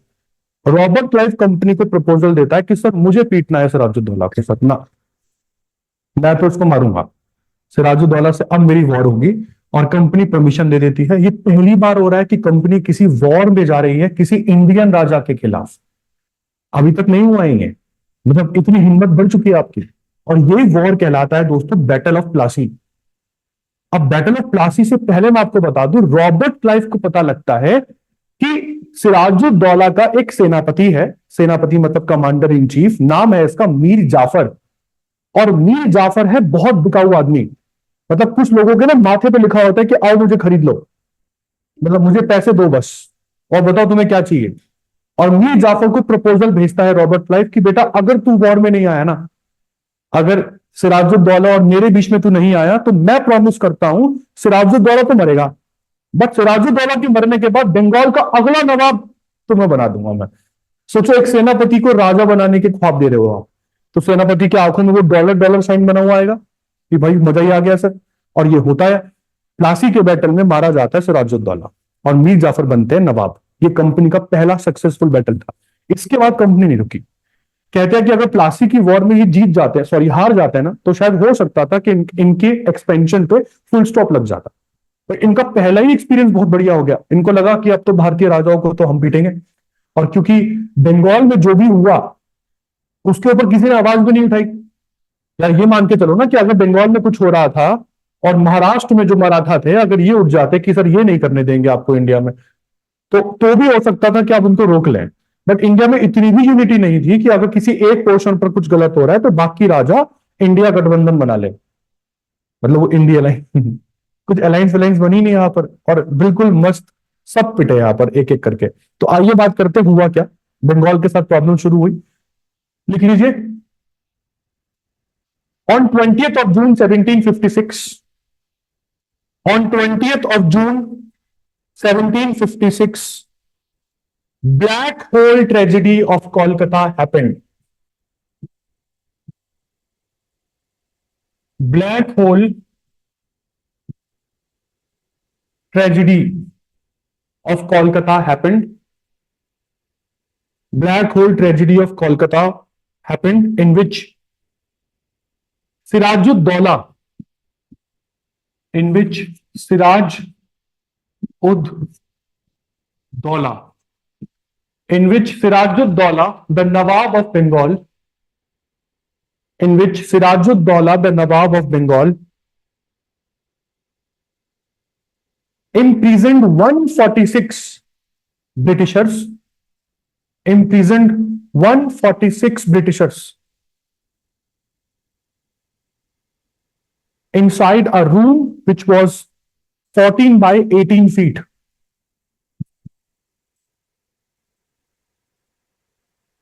Inside a room which was 14 by 18 feet. कितना होता है ये बाथरूम है ना अंदर वाला, ये 6x3 का बाथरूम होगा शायद, 6x3, 6 फीट बाय 3 फीट। तो ये समझ लो कि 3 बाथरूम जोड़ लो आप, 3 बाथरूम में 146 लोग, समझ रहे हो। मजा आया होगा बहुत ज्यादा, ऊपर ऊपर से बाप के फेंके होंगे कि मरो सालो। और ये हुआ, 146 Britishers were imprisoned inside a room which was 14 by 18 feet, in which 123 out of 146 died. In which 123 out of 146 died of suffocation. In which 123 out of 146 died out of suffocation. Suffocation से मर गए. And this is the reason, and this became the reason, and this event became the reason for the Battle of Plassey. And this became the reason for the Battle of Plassey. And this became the reason for the Battle of Plassey.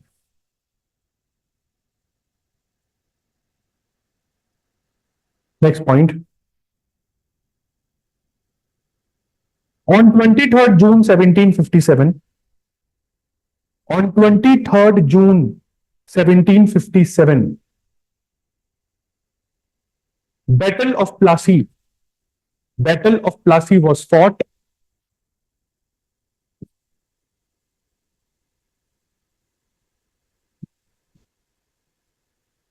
Battle of Plassey was fought between Robert Clive, bracket में लिख देना, English EIC, East India company, between Robert Clive and Siraj-ud-Daulah.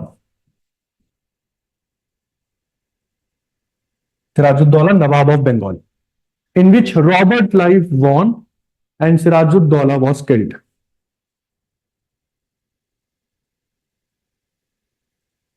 In which Robert Clive won and Sirajuddaulah was killed.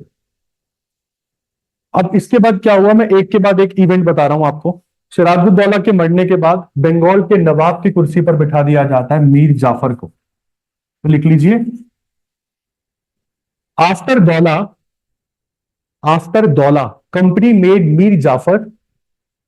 After Daula company made Mir Jafar the next nawab of Bengal. After Daula company made Mir Jafar the next nawab of Bengal. और मीर जाफर के bracket में लिख सकते हो erstwhile commander in chief of दौला's army.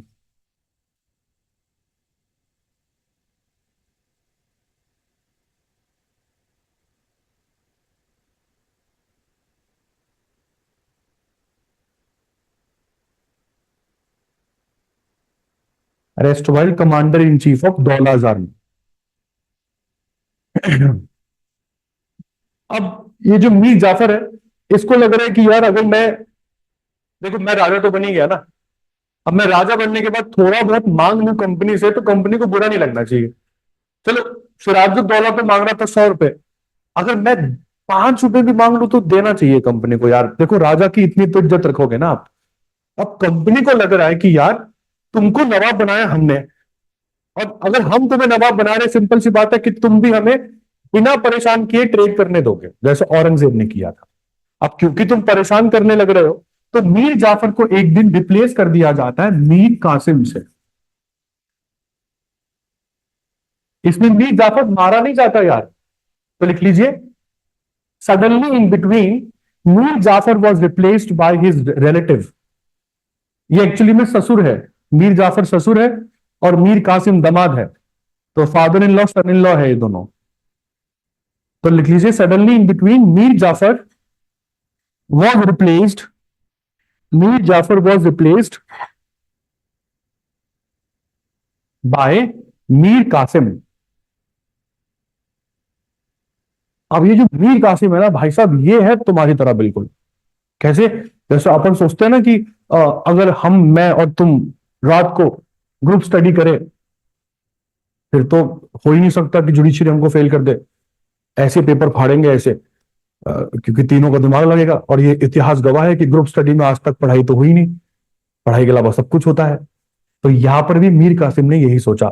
Mir Qasim ने सोचा कि अगर भाई हम एक बड़ी सी अलायंस बना लेते हैं, छोटे छोटे राजाओं को इकट्ठा कर लेते हैं, एक बड़ी सी अलायंस बना लेते हैं, तो निश्चित ही बीजेपी हारेगी.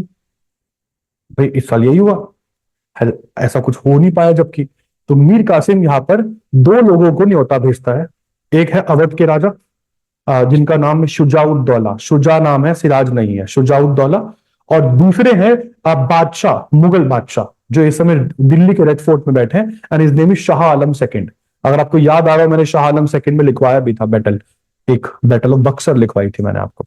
अब यहां पर मीर कासिम एक बड़ी सी अलायंस बना लेता है और दोबारा से बैटल होने लग रहा है अब, जिसका नाम है बैटल ऑफ बक्सर.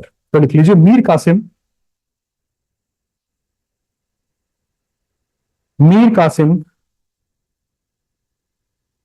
ऑन 25 जून, आज, अरे आज ही बैटल ऑफ बक्सर लड़ी गई थी.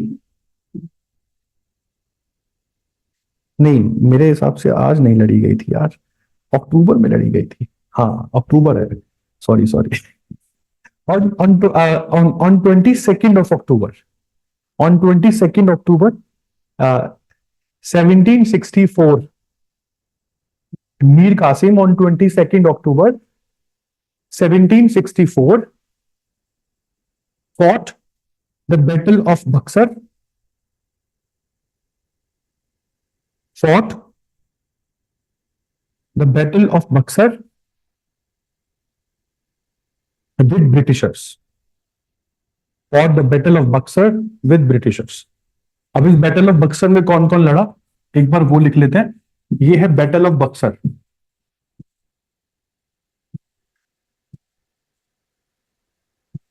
बैटल ऑफ बक्सर में सबसे पहले तो आ रहा है मीर कासिम. मीर कासिम कौन है? This man is nawab of Bengal. तो मैं यहां पर ब्रैकेट में बंगाल लिख दे रहा हूं. Next,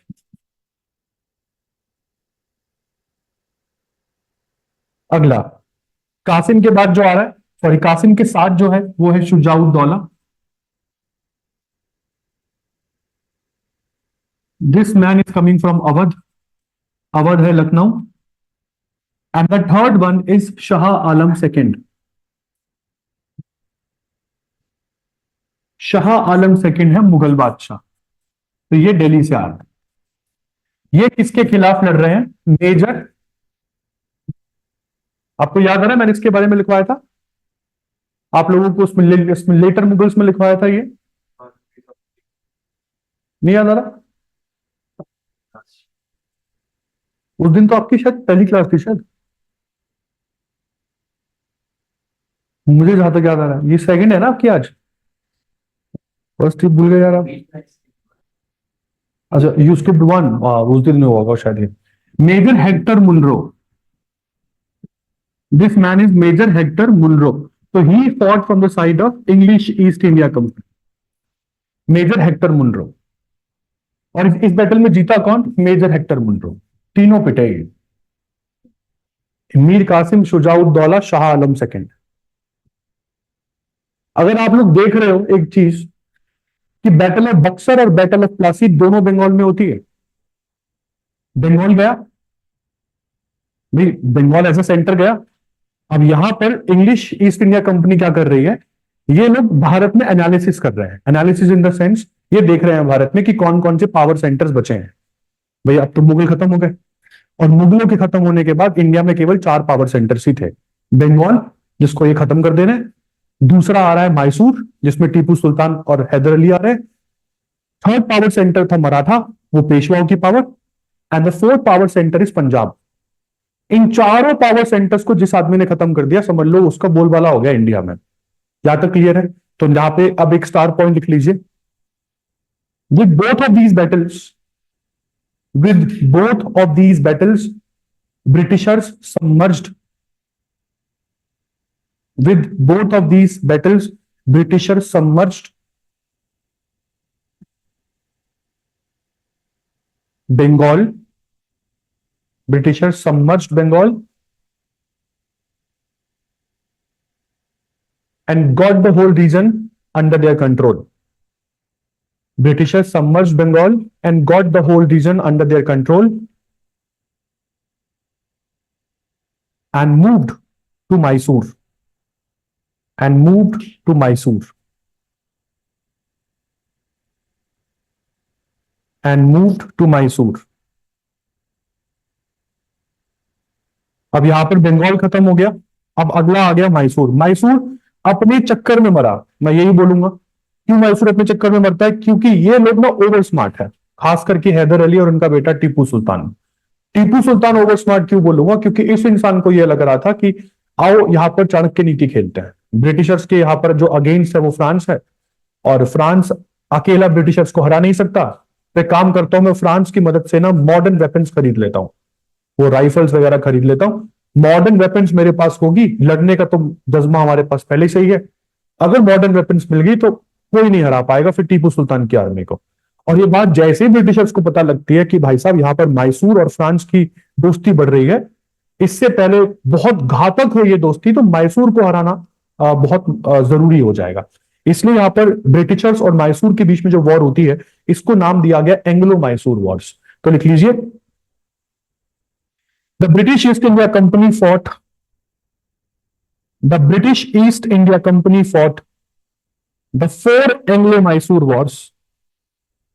The British East India Company fought the four Anglo-Mysore Wars because the four Anglo-Mysore Wars because Mysore was taking the help Mysore was taking the help of French East India Company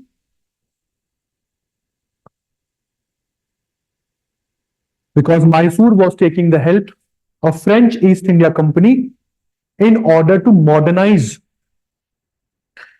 in order to modernize their weapons तो आइए बात करते हैं कौन कौन से Mysore war लड़े गए। पहला Anglo Mysore war 1767 to 69, first Anglo Mysore war 1767 to 69,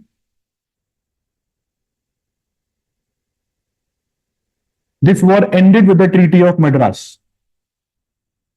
This war ended with the Treaty of Madras.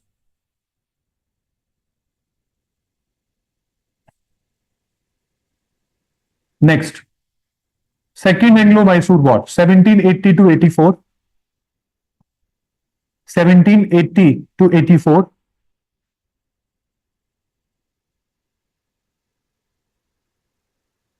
In this war, Hyder Ali died. मैं यहाँ पर दोबारा रिपीट करवा रहा हूं मैं इसलिए क्योंकि यहाँ पर राइज ऑफ ब्रिटिश पावर है। पहले भी बोला था मैंने कि ये सब चीजें वहां पर आप कॉपी पेस्ट मारोगे। In this war, Hyder Ali died. Tipu Sultan succeeded the throne.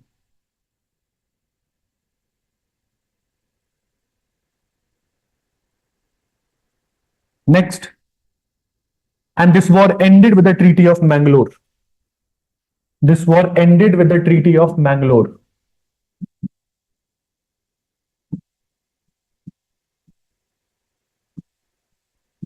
यहां पर आप लोगों ने ट्रीटीज के बारे में नहीं पढ़ना है, बस ये समझ लीजिए कि हर एक वॉर किसी ना किसी ट्रीटी पर तो खत्म होगी।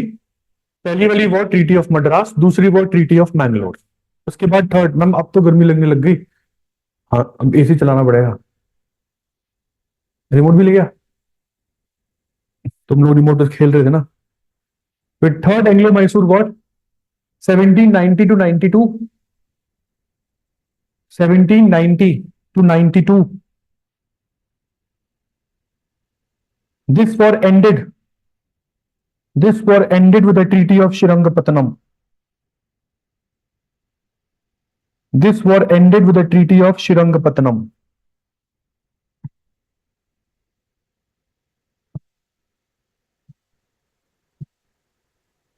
This war ended with the Treaty of Srirangapatnam.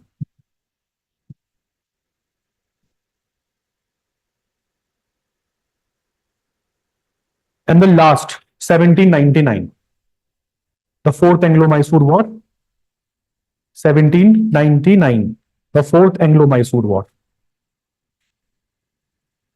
In this war, Tipu Sultan died. And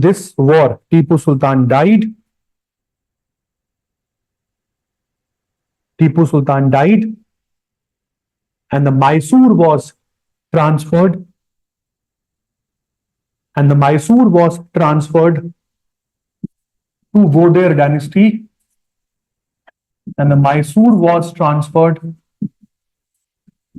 to Vodiyar dynasty.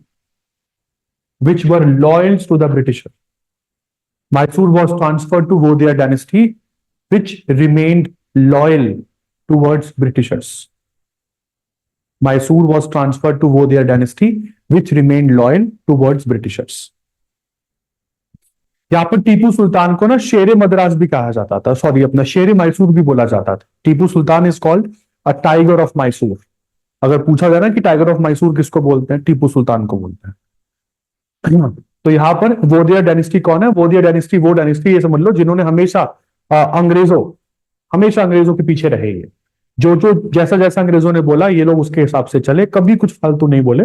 और मैसूर भी खत्म, बंगाल खत्म, 1799 में मैसूर खत्म। यहां तक क्लियर है? लिख लीजिए। Now after submerging Mysore, after submerging Mysore, the focus of British east India company, after submerging Mysore, the focus of British East India Company transferred to Marathas. Transferred to Marathas.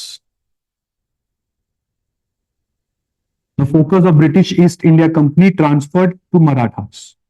अब यहां पर मराठास की लंका लगेगी, लिख लीजिए।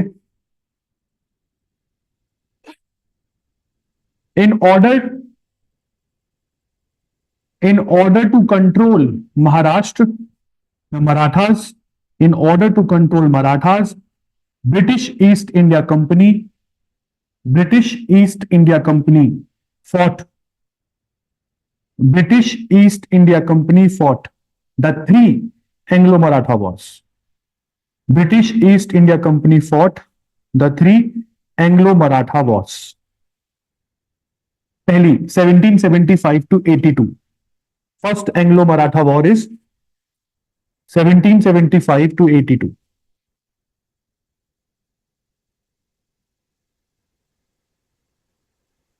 (1775 to 82). This war ended with the Treaty of Salbai. This war ended with the Treaty of Salbai. This war ended with the Treaty of Salbai. This is first Anglo-Maratha war. Next, second Anglo-Maratha war, 1803 to 1805. 1803 to 1805. This war ended with the Treaty of Basain.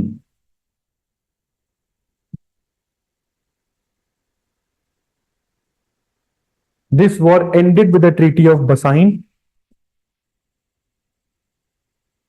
और पूरी गर्दन मोड़ ली।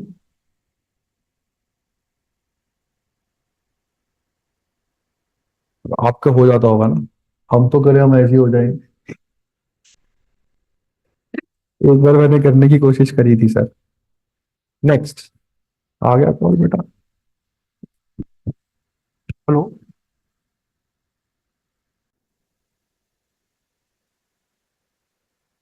हाँ जी। Next third Anglo Maratha war 1817 to 1819। 1817 to 1819।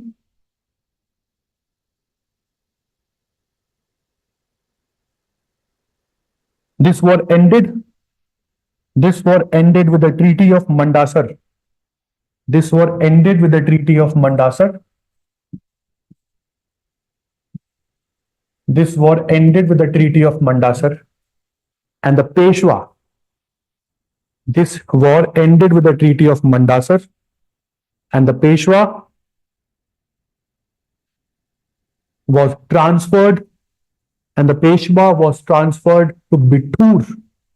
And the Peshwa was transferred to Bittur near Kanpur on pension. To Bittur near Kanpur on pension by British East India Company.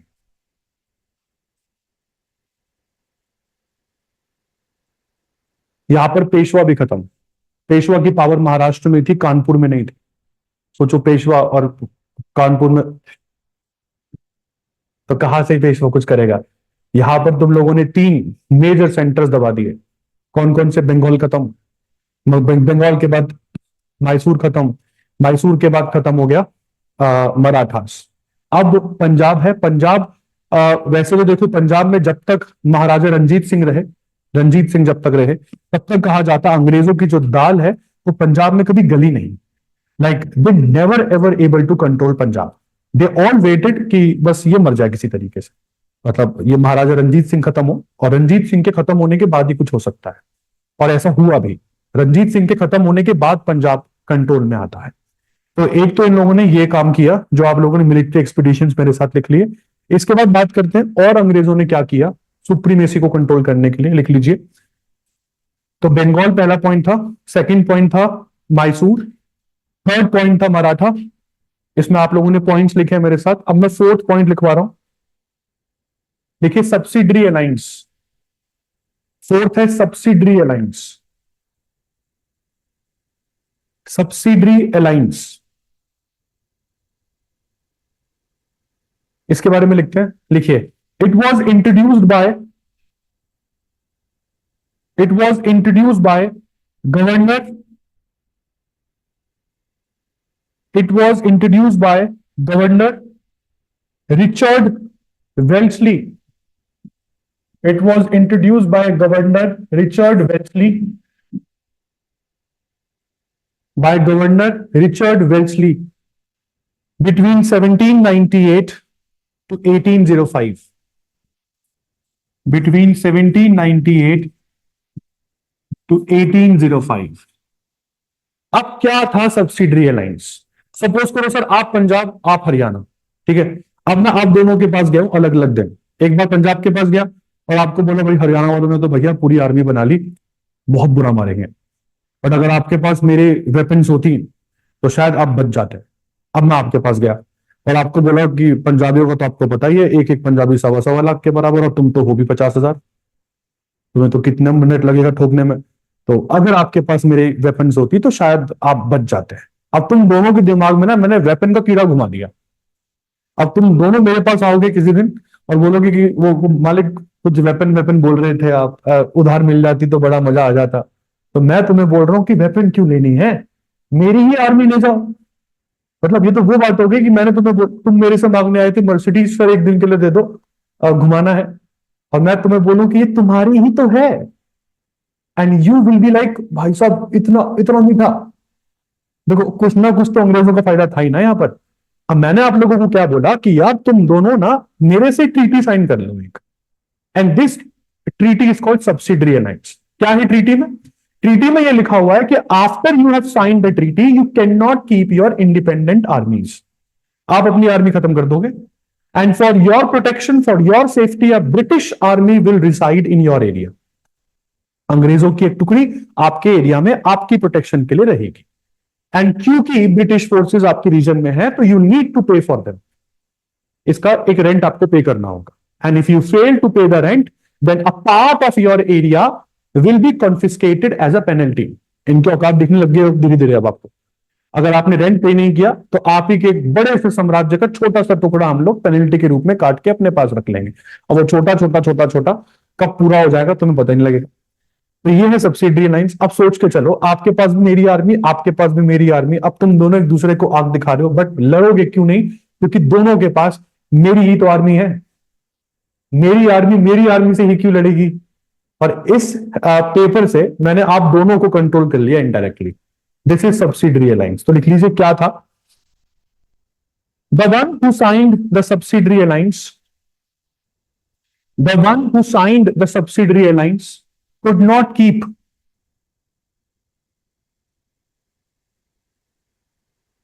the one who signed the subsidiary alliance could not keep his independent army, could not keep his independent army for the protection of his empire, for the protection of his empire, for the protection of his empire, a British army या British contingent लिख लीजिए, a British contingent, a British contingent used to be deployed in his area, a British contingent used to be deployed in his area for which the king was required to pay, for which the king was required to pay the regular rent. The king was required to pay the regular rent. ये subsidiary alliance था। लिख लीजिए next point, Hyderabad, kingdom of Hyderabad, kingdom of Hyderabad was the first kingdom to sign the subsidiary alliance treaty. Kingdom of Hyderabad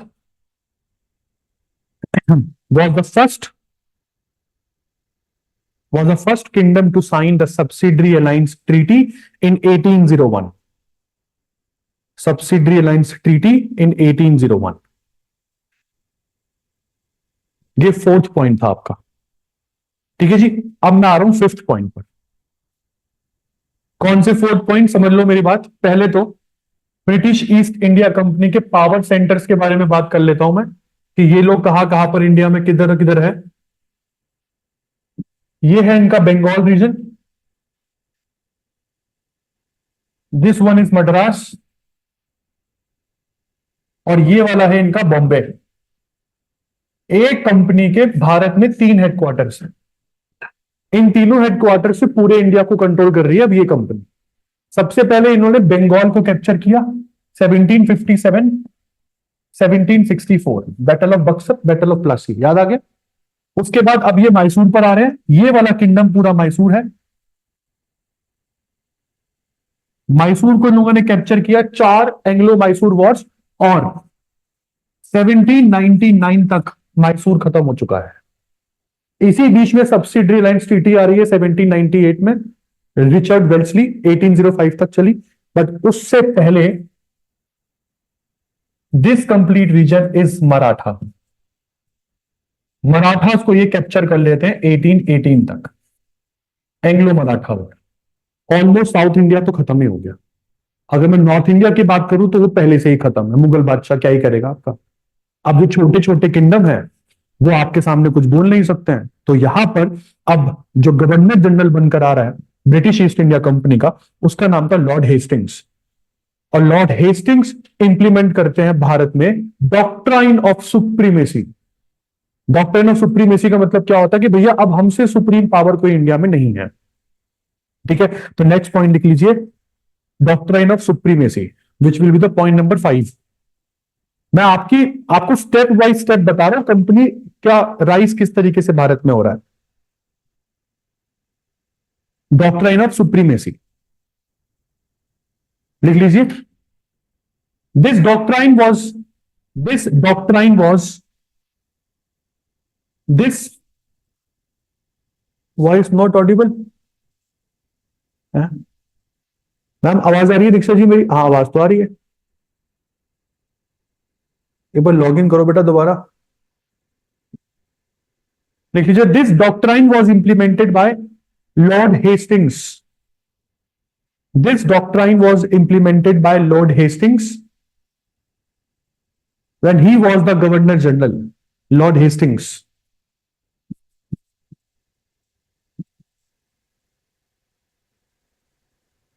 When he was the governor general between 1813 to 23. When he was the governor general between 1813 to 23. अब ये doctrine of supremacy क्या है? This means, the meaning of the doctrine या the aim of the doctrine, ऐसे लिख लीजिए, the aim of the doctrine was to proclaim, the aim of the doctrine was to proclaim that the power of BEIC, British East India Company, the aim of the doctrine was to proclaim that the power of British East India Company was supreme, that the power of British East India Company was supreme. चलो जी, point number 5वां खत्म। और जो रही सही कसर थी ना, अब जो रही सही कसर, ये समझ लो कि छोटे छोटे किंगडम जो बचे हुए थे, रही सही कसर भी खत्म हो जाती है। और अब छठा and the last point is doctrine of lapse. और फिर डंडे बजते हैं कंपनी में, कंपनी खत्म इसके बाद। हाँ अभी सब गवर्नर जनरल। अभी आपको बता दूं यार, यहां पर पहले गवर्नर था, फिर वही गवर्नर हुआ गवर्नर जनरल। गवर्नर जनरल भी आप लोगों के पास अलग अलग तरीके के हैं। एक है गवर्नर जनरल बंगाल, और फिर बाद में बन जाता है वो गवर्नर जनरल ऑफ इंडिया। अब समझ लो पहले, मैं इसको बता दूं, क्योंकि मैं अब इसी पर फोकस करूंगा। अब ये तीन पावर सेंटर है ना आपके पास, बॉम्बे, बंगाल, मद्रास। इन लोगों ने क्या किया, तीनों पावर सेंटर में अपना एक एक सीईओ बिठाया, जबकि आपका सीईओ पूरे देश में एक ही होता है। ये पागल ऐसे थे, इन्होंने हर हेडक्वार्टर में अपना एक एग्जीक्यूटिव बिठा दिया, और इनके एग्जीक्यूटिव को गवर्नर कहा जाता था। तो there used to be three governors in India, governor of Bengal, governor of Bombay, governor of Madras. तीनों गवर्नर के साइन होंगे तो पॉलिसी चलेगी। इतना क्लियर हुआ। अब ब्रिटिशर्स, जैसे कि मैंने बोला कि वहां पर रिवॉल्ट होने लग रहा है 1772 में, मतलब तकरीबन 172 सालों के बाद, कि हमको भी इंडिया जाना है, हम भी पैसा कमाएंगे। तब कंपनी के ऑपरेशंस को पहली बार कंट्रोल कर रही है ब्रिटिश पार्लियामेंट। तो पहला काम इन्होंने क्या किया, इन्होंने बंगाल के गवर्नर को गवर्नर जनरल ऑफ बंगाल बना दिया। अभी तक ये तीनों गवर्नर एक ही पोजीशन पर थे, अब आपने गवर्नर जनरल ऑफ बंगाल की हायरार्की ऊपर कर दी और दोनों गवर्नर्स को नीचे बिठा दिया। ठीक है, धीरे धीरे क्या होता है, ये दोनों गवर्नर्स को खत्म ही कर देते हो, और गवर्नर जनरल ऑफ बंगाल बन जाता है गवर्नर जनरल ऑफ इंडिया। इतना क्लियर है, गवर्नर और गवर्नर जनरल हमेशा कंपनी के होते हैं, इतना मान के चलना। 1857 में कंपनी खत्म, और ये गवर्नर जनरल ऑफ इंडिया जो होता है ना, ये बनता है vice Roy of India. Vice Roy का मतलब होता है रिप्रेजेंटेटिव ऑफ किंग या क्वीन। अभी तक तो कंपनी रूल था, 1857 में ही तो ब्रिटिश एम्पायर आता है, तो इसी गवर्नर जनरल को वाइस रॉय कर देते हैं आप लोग, और यही वाइस रॉय 1947 तक चल रहे हैं। ठीक है, अभी ये आप अच्छे से पढ़ोगे जब मैं सारे गवर्नर जनरल से एक साथ पढ़ाऊंगा। वो लास्ट पॉइंट होगा, मतलब हिस्ट्री ऑलमोस्ट खत्म होने को आ रही है। अब मॉडर्न हिस्ट्री तो खास करके बहुत ही स्ट्रैटेजिक मैनर में पढ़ाई है आपको। यहाँ पर जो नोट्स मिलेंगे उसको तो पढ़ ही लेना एक बार।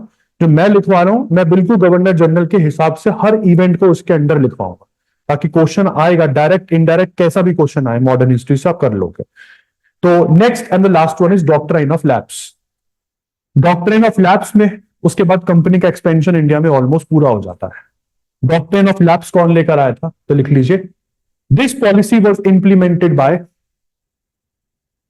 This policy was implemented by Lord Dalhousie. This policy was implemented by Lord Dalhousie between 1848 to 56. Between 1848 to 56. This policy was implemented by Lord Dalhousie between 1848 to 56।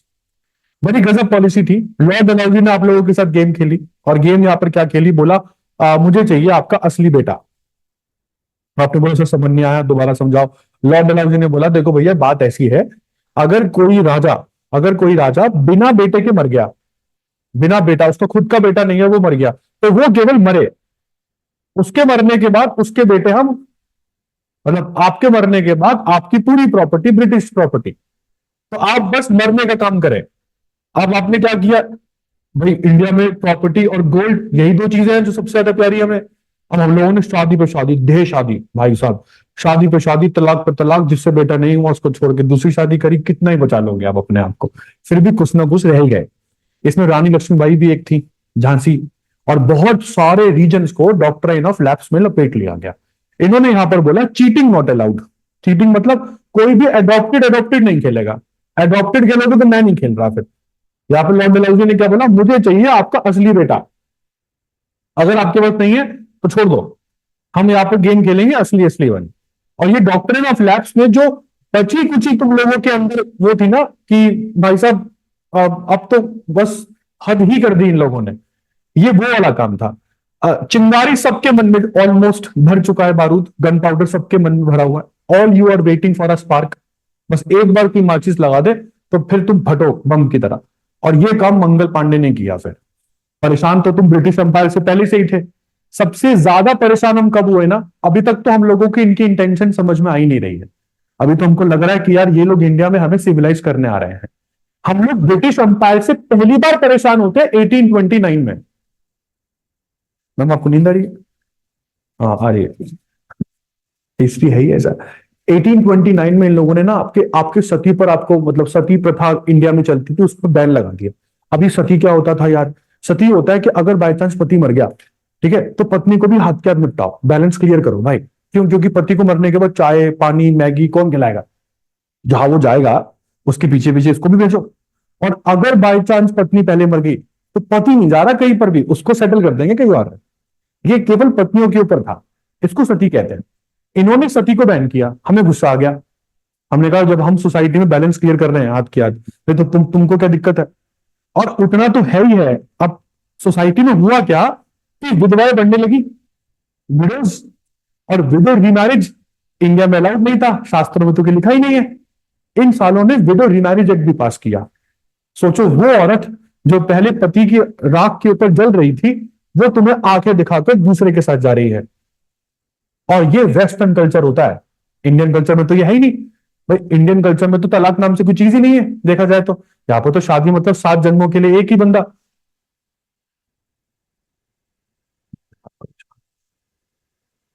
Hello.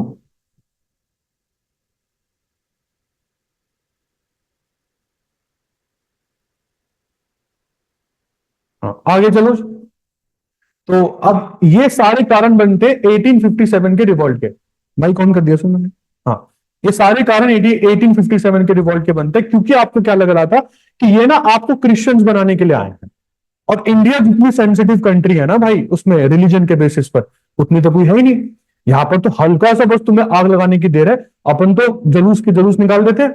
जैसे जहांगीरपुरी में हनुमान जयंती के दिन किसी रथ यात्रा पर इन्होंने कुछ पत्थरबाजी कर दी, तो पूरे जहांगीर वो पुरी के ऊपर बुलडोजर चला दिया था। तो India very sensitive country in terms of religion. जैसे सिटीजनशिप अमेंडमेंट एक्ट में असम से ही शुरू हुआ था पंगा सारा। असम के बाद शाहीन बाग, और शाहीन बाग के बाद डोनाल्ड ट्रंप और दिल्ली राख। डोनाल्ड ट्रंप इंडिया में उस समय आए थे ना, और हम लोगों ने उनको दिखाया कि कैसी होती है कैपिटल आजा। और हम लोगों ने ईस्ट दिल्ली को तो पूरा ही फूक दिया था उस समय। तो इंडिया भी अच्छे टाइम पर हम दिखाते भी अपनी इज्जत, हम है किस क्वालिटी के। आगे चल रहे हैं जी। फिर हिजाब प्रोटेस्ट आया इंडिया में। हिजाब के चक्कर में आपको मैं कितना, मतलब और मैं कितनी इस कंट्री का एग्जांपल दूं। बांग्लादेश में टेंपल टूटा, बांग्लादेश में, जो कि तुम्हारा पार्ट भी नहीं है। बांग्लादेश में टेंपल टूटा, कर्नाटक में मस्जिदें हमने तोड़ दी। यार कोई कोई कनेक्शन दिख रहा है तुम लोगों को? बस वो हिंदू मुसलमान करना है अपने, मजा आ रहा है तब। और जैसे पैलेस्टाइन इशू, अगर आपको याद आ रहा है, जब इसराइल हमास का वॉर चल रहा था, उस समय ना इंडिया में आईसीसी वर्ल्ड कप 50 वाला चल रहा था, ओडीआई 50 वर्ल्ड कप। उस समय विराट कोहली को पकड़ लिया था किसी एक पैलेस्टीनियन ने ग्राउंड पर ही, याद है ना? मैं आपको बता रहा हूं कितनी रिलीजन सेंट्रिक कंट्री है ये। तो ये सारी चीजें, इसलिए 1857 के रिवोल्ट को बहुत अच्छा ग्राउंड मिल जाता है यहां पर। तो डॉक्ट्रिन ऑफ लैप्स क्या थी, आइए लिख लेते हैं। Under this policy if a British, sorry, under this policy, under this policy if a Indian king dies, under this policy if an Indian king dies without a male heir, under this policy if a Indian king dies without a male heir, without a male heir, then his kingdom used to be, then his kingdom used to be confiscated by the Britishers. Then his kingdom used to be confiscated by the Britishers.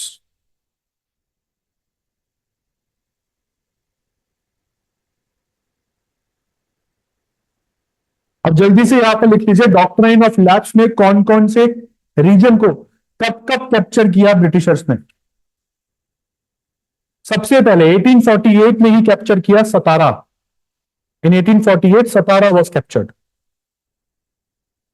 1848 Satara was captured. Satara के बाद next Jaipur and Sambalpur. Jaipur and Sambalpur 1849। Jaipur और संभलपुर को 1849 में capture कर लिया इन लोगों ने। Jaipur and Sambalpur was captured in 1849। आगे चलो।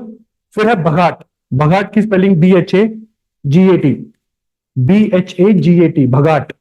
बघाट को कैप्चर किया 1850 में, 1850। Udaipur next, Udaipur captured in 1852। Udaipur 1852।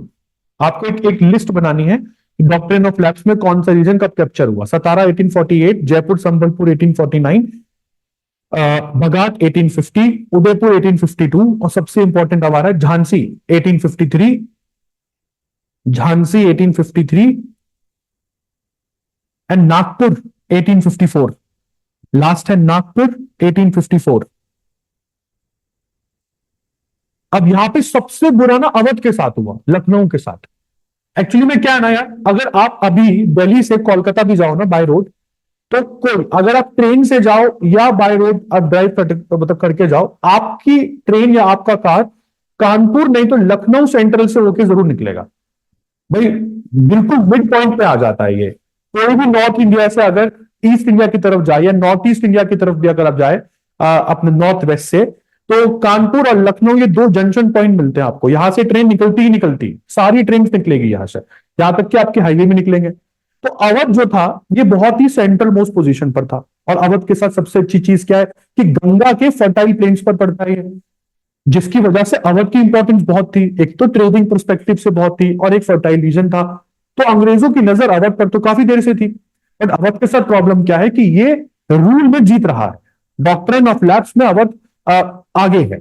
मतलब अवध के राजा के पास खुद का बेटा भी है। अब अवध को कैप्चर कैसे करूंगी यार? यहां पर अंग्रेजों ने अवध के ऊपर आरोप लगाया कि सर ऐसा है, आपसे ना अवध की जनता खुश नहीं है, आप मजेदार रूल नहीं कर रहे हैं, अवध की जनता बहुत परेशान है आपसे, and because of your misgovernance अपन आपको कैप्चर कर रहे हैं। जबकि रियलिटी बिल्कुल अगेंस्ट है। रियलिटी वॉज लाइक कि अवध की जनता अवध के राजा के साथ बहुत ज्यादा ही लगाव रख रही है। तो यहां पर ना अब आपको कुछ इंडिया में डिसकंटेंट बनता हुआ दिख रहा होगा थोड़ा थोड़ा। एक तो जबरदस्ती तुम लोगों की प्रॉपर्टी छीन रहे हैं ये लोग, तो थोड़ा बहुत तो यहाँ पर जो डिस्टर्बेंस है वो क्रिएट होती नजर आ रही है। और ये डिस्टर्बेंस ही है सारी जो कारण बनती है 1857 के रिवॉल्ट का। यहां पर एक स्टार पॉइंट लिख लीजिए, Awadh was captured in 1856। Awadh was captured in 1856 but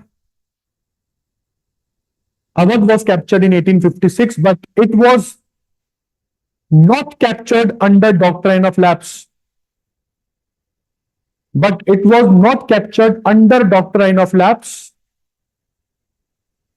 But it was not captured under doctrine of lapse, but on the grounds of misgovernance.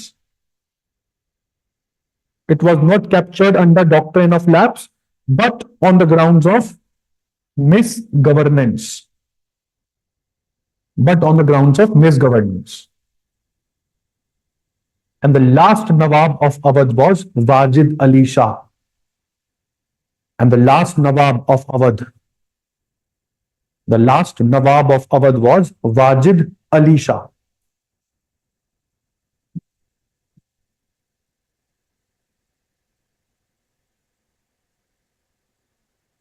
अब वाजिद अली शाह का बेटा भी है, नाम है इनका बिरजिस कद्र।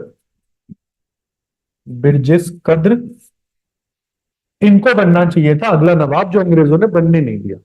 तो कहा जाता है अवध 1857 में जो अवध सेंटर बना ना रिवॉल्ट का, उस अवध के सेंटर, यहां पे आप अब मेरी बात पहले सुन लीजिएगा, हर रिवॉल्ट के सेंटर पे लीडर अलग अलग है।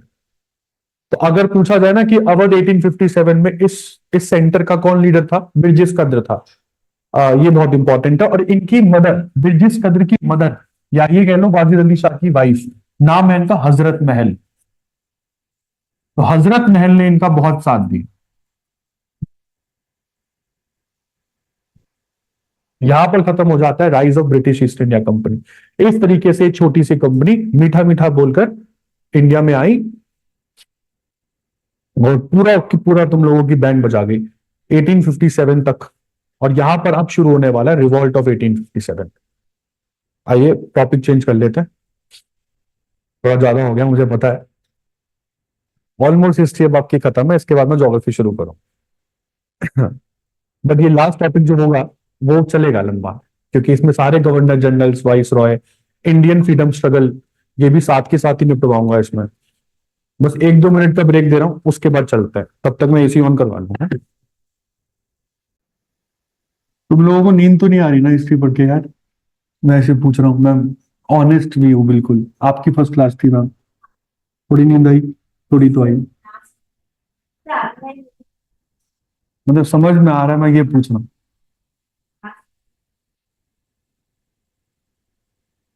आपको तो सर में दर्द हो गया?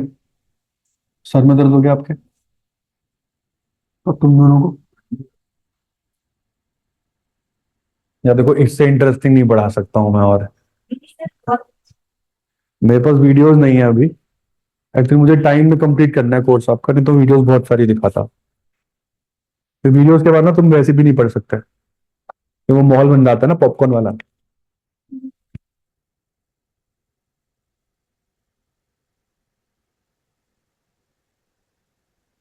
बता गए।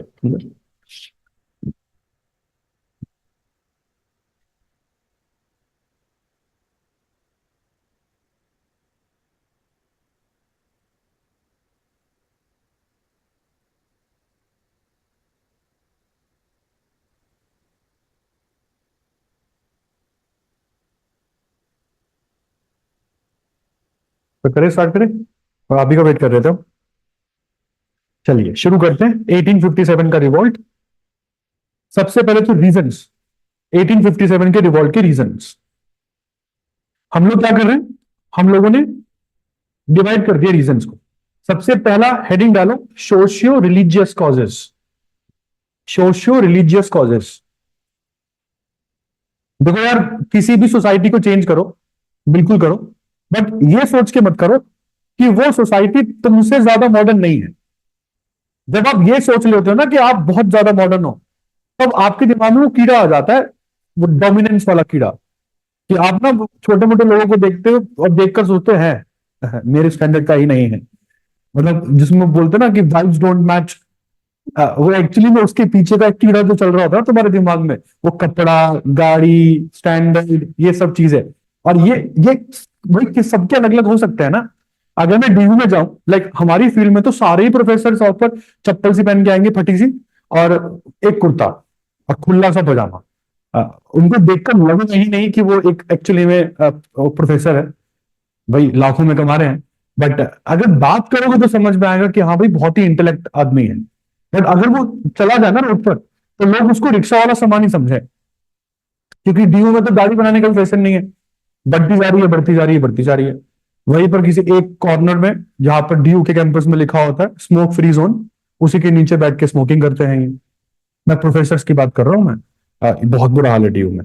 तो सोशल रिलीजियस कॉजेज में सबसे पहला पंगा तो क्या हुआ, लिख लीजिए फर्स्ट रीजन, इन 1829।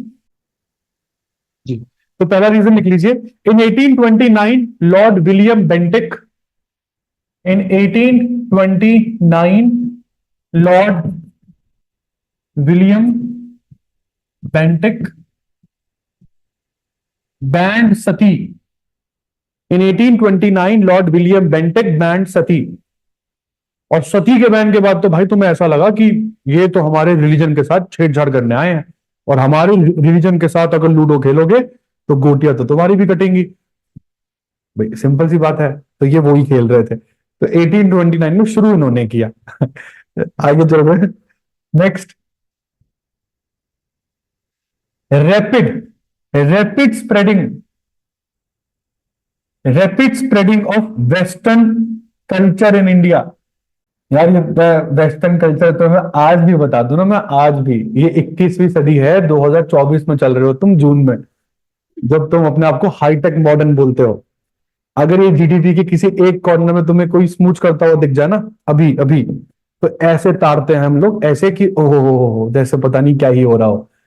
या अगर कोई लड़की स्मोक करके लग गई आपको कहीं पर भी, मैं कह रहा हूं 50% मर्द तो देख के जाएंगे ही जाएंगे, कि एक बार देखो तो छल्ले कैसे निकाल रही हैं। बहुत प्रॉब्लम है। ये हंसी बढ़िया आपकी। आगे चल रहे हैं, तो ये है, प्रॉब्लम है ये वेस्टर्न कल्चर, हम हो चुके हैं वेस्टर्नाइज्ड, बट हम अडॉप्ट नहीं कर सकते हैं वेस्टर्न कल्चर जिस तरीके से है। नहीं, प्रॉब्लम है हमारे साथ बड़ी ज्यादा। आगे चल रहे हैं, अब वैसे मेरे को पढ़ाना भी है मैं। Next, female abolition of female infanticide, abolition of female infanticide, abolition of female infanticide. तो ये तो आ गया सोशो रिलीजियस कॉजेज में। इसके बाद चल रहे हैं पॉलिटिकल कॉजेज, पॉलिटिकल कॉजेज।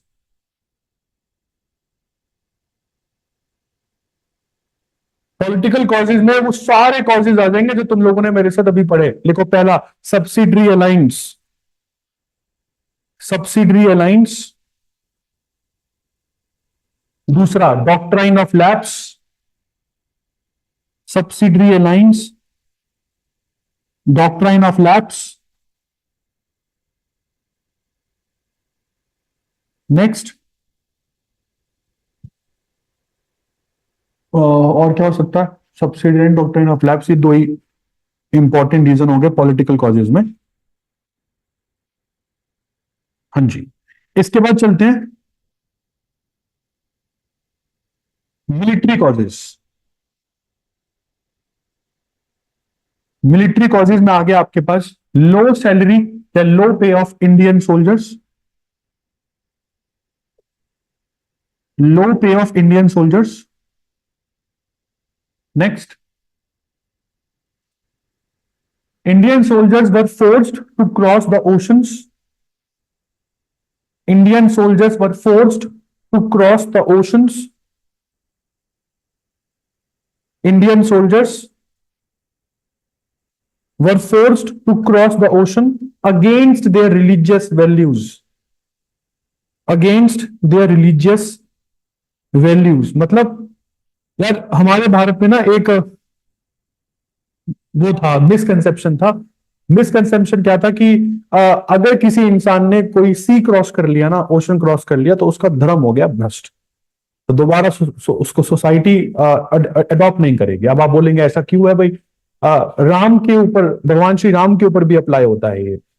इसलिए अगर आप देखो तो श्रीलंका जाने के लिए ब्रिज बनाया गया था जो राम सेतु है, क्योंकि ओशन क्रॉस करना अलाउड नहीं था उस समय अंडर माइथोलॉजी। नहीं तो हनुमान जी आराम से लेकर जा सकते थे, कितना ही मुश्किल था। तो ये सब चीजें हैं जिसकी वजह से ओशन नहीं क्रॉस किया जाता according to Indian mythology. But इन लोगों को ये समझाओगे तो ये समझेंगे, वेस्टर्न कल्चर है यार, तुम्हें जबरदस्ती उठा के लेके जा रहे हैं। और तुमको अब समझ में आ गया है कि ये तुम्हारे धर्म के पीछे हाथ मुंह धोकर पड़ गए हैं। ये तुम लोगों को क्रिश्चियन बना के छोड़ेंगे और फिर चलेगा भारत में वो आरएसएस सोच, ये बना के तो दिखा भाई, सिंपल सी बात। और यहां पर ये सारे रीजंस हो गए आप लोगों के जो जिसकी वजह से पेट्रोल भरता हुआ जा रहा है आप लोगों के अंदर। अब बात कर रहा हूं मैं इमीडिएट कॉज। इमीडिएट कॉज क्या था? इमीडिएट कॉज था, लिखिए, इन 1857, in 1857 Royal Enfield rifles were introduced। in 1857 Royal Enfield rifles were introduced along with cartridges, along with cartridges। and there was a misconception and there was a misconception that and there was a misconception that these cartridges were greased with, there was a misconception that these cartridges were greased with pig and cow fats। these cartridges were greased with pig and cow fats। अब यहां पर हिंदुओं में गाय तो पवित्र है और इस्लाम में पिग्स आर कंसिडर्ड हराम, यहां पर एक वर्ड यूज किया गया है। तो इसलिए आप सबको लगना शुरू हो गया है कि भाई ये तो अत मचा दी इन लोगों ने। अभी कार्ट्रिज कार्ट्रिज वाला सिस्टम क्या है यार? ये ना एक पुड़िया है, वो वाली पुड़िया नहीं जो दिल्ली में मिलती है, ये दूसरी वाली पुड़िया है जिसमें नीचे होती है बुलेट, ऊपर होता है बारूद। पहले क्या होता था, पहले कैसेट वैसेट नहीं होती थी। कैसेट मतलब वो रिवॉल्वर के नीचे जो निकलता है जिसमें आप बुलेट्स भरते हो, लगाते हो, धाए धाए धाए धाए, ऐसा वाला कोई सिस्टम नहीं था पहले। इग्निशन टेक्नोलॉजी पहले बुलेट में इनबिल्ट इन नहीं आती थी। पहले क्या होता था ना, आपके पास एक बड़ी सी राइफल होती थी, राइफल की नली के अंदर पहले आप पैकेट को छीलते थे मुंह से और उसको पूरा की पूरा बंदूक की नली के ऊपर से खाली किया जाता था। तो बंदूक की नली के ऊपर से खाली करोगे तो सबसे पहले बुलेट जाएगी, उसके ऊपर सबसे पहले गन पाउडर जाएगा, फिर उसके ऊपर बुलेट बैठ जाएगी। यहां तक क्लियर हुआ? फिर आप राइफल के बगल में ही ना एक वुडन स्टिक होती थी, वुडन स्टिक को बाहर निकालते थे और बैरल के अंदर घुसाते थे और उसको तब तक ठोकते थे जब तक गन पाउडर नीचे सेटल ना हो जाए। गन पाउडर सेटल हो गया, ऊपर बुलेट बैठ गई। उसके बाद एक जलती हुई रस्सी लेते हो, जिसको ये मैच लॉक कहते थे। जलती हुई रस्सी आराम आराम से जलेगी ना, इसको ये लोग मैच लॉक कहते थे। मैच लॉक को ट्रिगर के ऊपर लगाया जाता था, जैसे ही ट्रिगर दबाओगे तो वो नीचे की तरफ आती थी। यहां तक क्लियर हुआ? तो आप आपको लगाना है एम, किसकी खोपड़ी खोलनी है। आपने एम लगाया, मैच लॉक को ट्रिगर के ऊपर बिठाया, और उसके बाद एम लगाकर जैसे ही ट्रिगर दबाया, मैच लॉक नीचे आया, गन पाउडर में आग लगी, और फटाक से गोली निकलकर उसकी खोपड़ी खोल दी। इस पूरे काम को करने में एक अच्छे से अच्छा सोल्जर 30 से 40 सेकंड लेता था। मतलब ऐसा नहीं है कि रेगुलर इंटरवल ऑफ फायर्स होते थे, समझ रहे हो? अब पहले क्या होता था ना, कार्टेज से पहले पहले हर एक सोल्जर अपने साथ एक बैग लेकर चलता था, जिसमें 2 पॉकेट्स होती थी, यहां पर बुलेट्स और इस तरफ गन पाउडर। दोनों पैकेट में से गन पाउडर और बुलेट निकालते थे हाथों से, अंदाजे से आप डालते थे। अगर बाई चांस गन पाउडर ज्यादा हो गया तो बैरल फट जाएगी, और अगर गन पाउडर कम हो गया तो बंदूक की गोली निकल के यही गिर जाएगी, समझ रहे हो? और ये दोनों ही बहुत घातक सिचुएशन है। मेरी बात समझ के चलना कि सामने दुश्मन खड़ा हुआ है और तुम गन पाउडर तोड़ रहे हो, 2 मिनट रुक जा बस साले, 2 मिनट रुक। हाँ, इतना बहुत है। समझ रहे हो? इसलिए ये वाली सिचुएशन से आपको निजात दिलाने के लिए कार्ट्रिजेस इंट्रोड्यूस की गई थी। अब कार्ट्रिज था तो सिस्टम बढ़िया, मगर र्यूमर क्या थी कि ये काउपिक फैट से ग्रीस की गई है। मंगल पांडे थे पहले सोल्जर, ये शुरू करूंगा मैं अगली क्लास से। ये इस समय रह रहे हैं बंगाल के बैरकपुर में। मंगल पांडे ने मना कर दिया कि सर ऐसा है, कार्ट्रिज तो यूज नहीं करूंगा, आप मेरे से तुलवा लो, ऐसे काम कर लेंगे हम लोग। मंगल पांडे पर फोर्स किया जाता है, नहीं सर कार्ट्रिज तो यूज करनी पड़ेगी, और मंगल पांडे अपने 2 ब्रिटिश सीनियर्स की खोपड़ी खोल देता है। मंगल पांडे पर मुकदमा चलता है और इनको गिल्टी माना जाता है। 18 अप्रैल 1857 को इनकी डेथ सेंटेंस मुहैया करवाई जाती है कि सर टांग देंगे 18 तारीख को। बंगाल के बैरकपुर में रिवॉल्ट्स बढ़ने लगते हैं, और पहली बार इनका डेथ पेनल्टी प्रीपोन किया जाता है। 8 अप्रैल को ही टांग दिया जाता है भाई को, ठीक है। और जैसे वो आंटी नेटवर्क में खबर फैलती है ना, वो फैलते फैलती खबर पहुंची मेरठ, और मेरठ में रहते हैं दुनिया के सबसे सभ्य लोग, सिविलाइज्ड। मेरठ के 85 सोल्जर्स मेरठ के 85 सोल्जर्स ने मना कर दिया कि सर मंगल पांडे भैया ने बोला था, इसके आभार तुमने कुछ लगाया है, ये चिप चिपी सी वैसलीन जेली सर हमारे तो नहीं होती, देखो इंडिया में ये आपने बनाई है हमारी माता वाता को जला जलू के, हम तो नहीं करेंगे ऐसा यूज। 85 सोल्जर्स को आर्मी से बाहर निकाल दिया जाता है, केवल ये बोलकर कि आपने ऑर्डर नहीं माने। चलो ठीक है, नहीं माने, उनको बाहर निकालो ना, बट इनको बाहर निकालकर 10 सालों के लिए जेल में डाल दिया जाता है। भाई ये काहे का कानून हुआ? ऑर्डर ना मानने के लिए 10 साल के लिए जेल। चलो जी, बाकी के सोल्जर्स को बुरा लगता है कि ये तो गलत किया आप लोगों ने, तो बाकी के सोल्जर्स इंग्लिश, ये मेरठ से शुरू होती है क्रांति एक्चुअली में। मेरठ में जितने ब्रिटिश ऑफिसर्स तैनात थे सबकी खोपड़ी खुलती है एक एक करके। बाकी के सोल्जर्स ने 85 सोल्जर्स को बाहर निकाला, और ये सब कांड होता है मई में, 10th ऑफ मई में। और 10th ऑफ मई 1857 को ये लोग निकलते हैं मेरठ से दिल्ली की तरफ, और दिल्ली बैठा हुआ है आखिरी मुगल बादशाह, जो शांति से बैठा है इस समय। बट तुमने नहीं, तुमने सोचा ना इसकी तो कब्र खोदेंगे साले की इधर ही, और आप बहादुर शाह जफर के पास पहुंचते हो 11 तारीख को सुबह।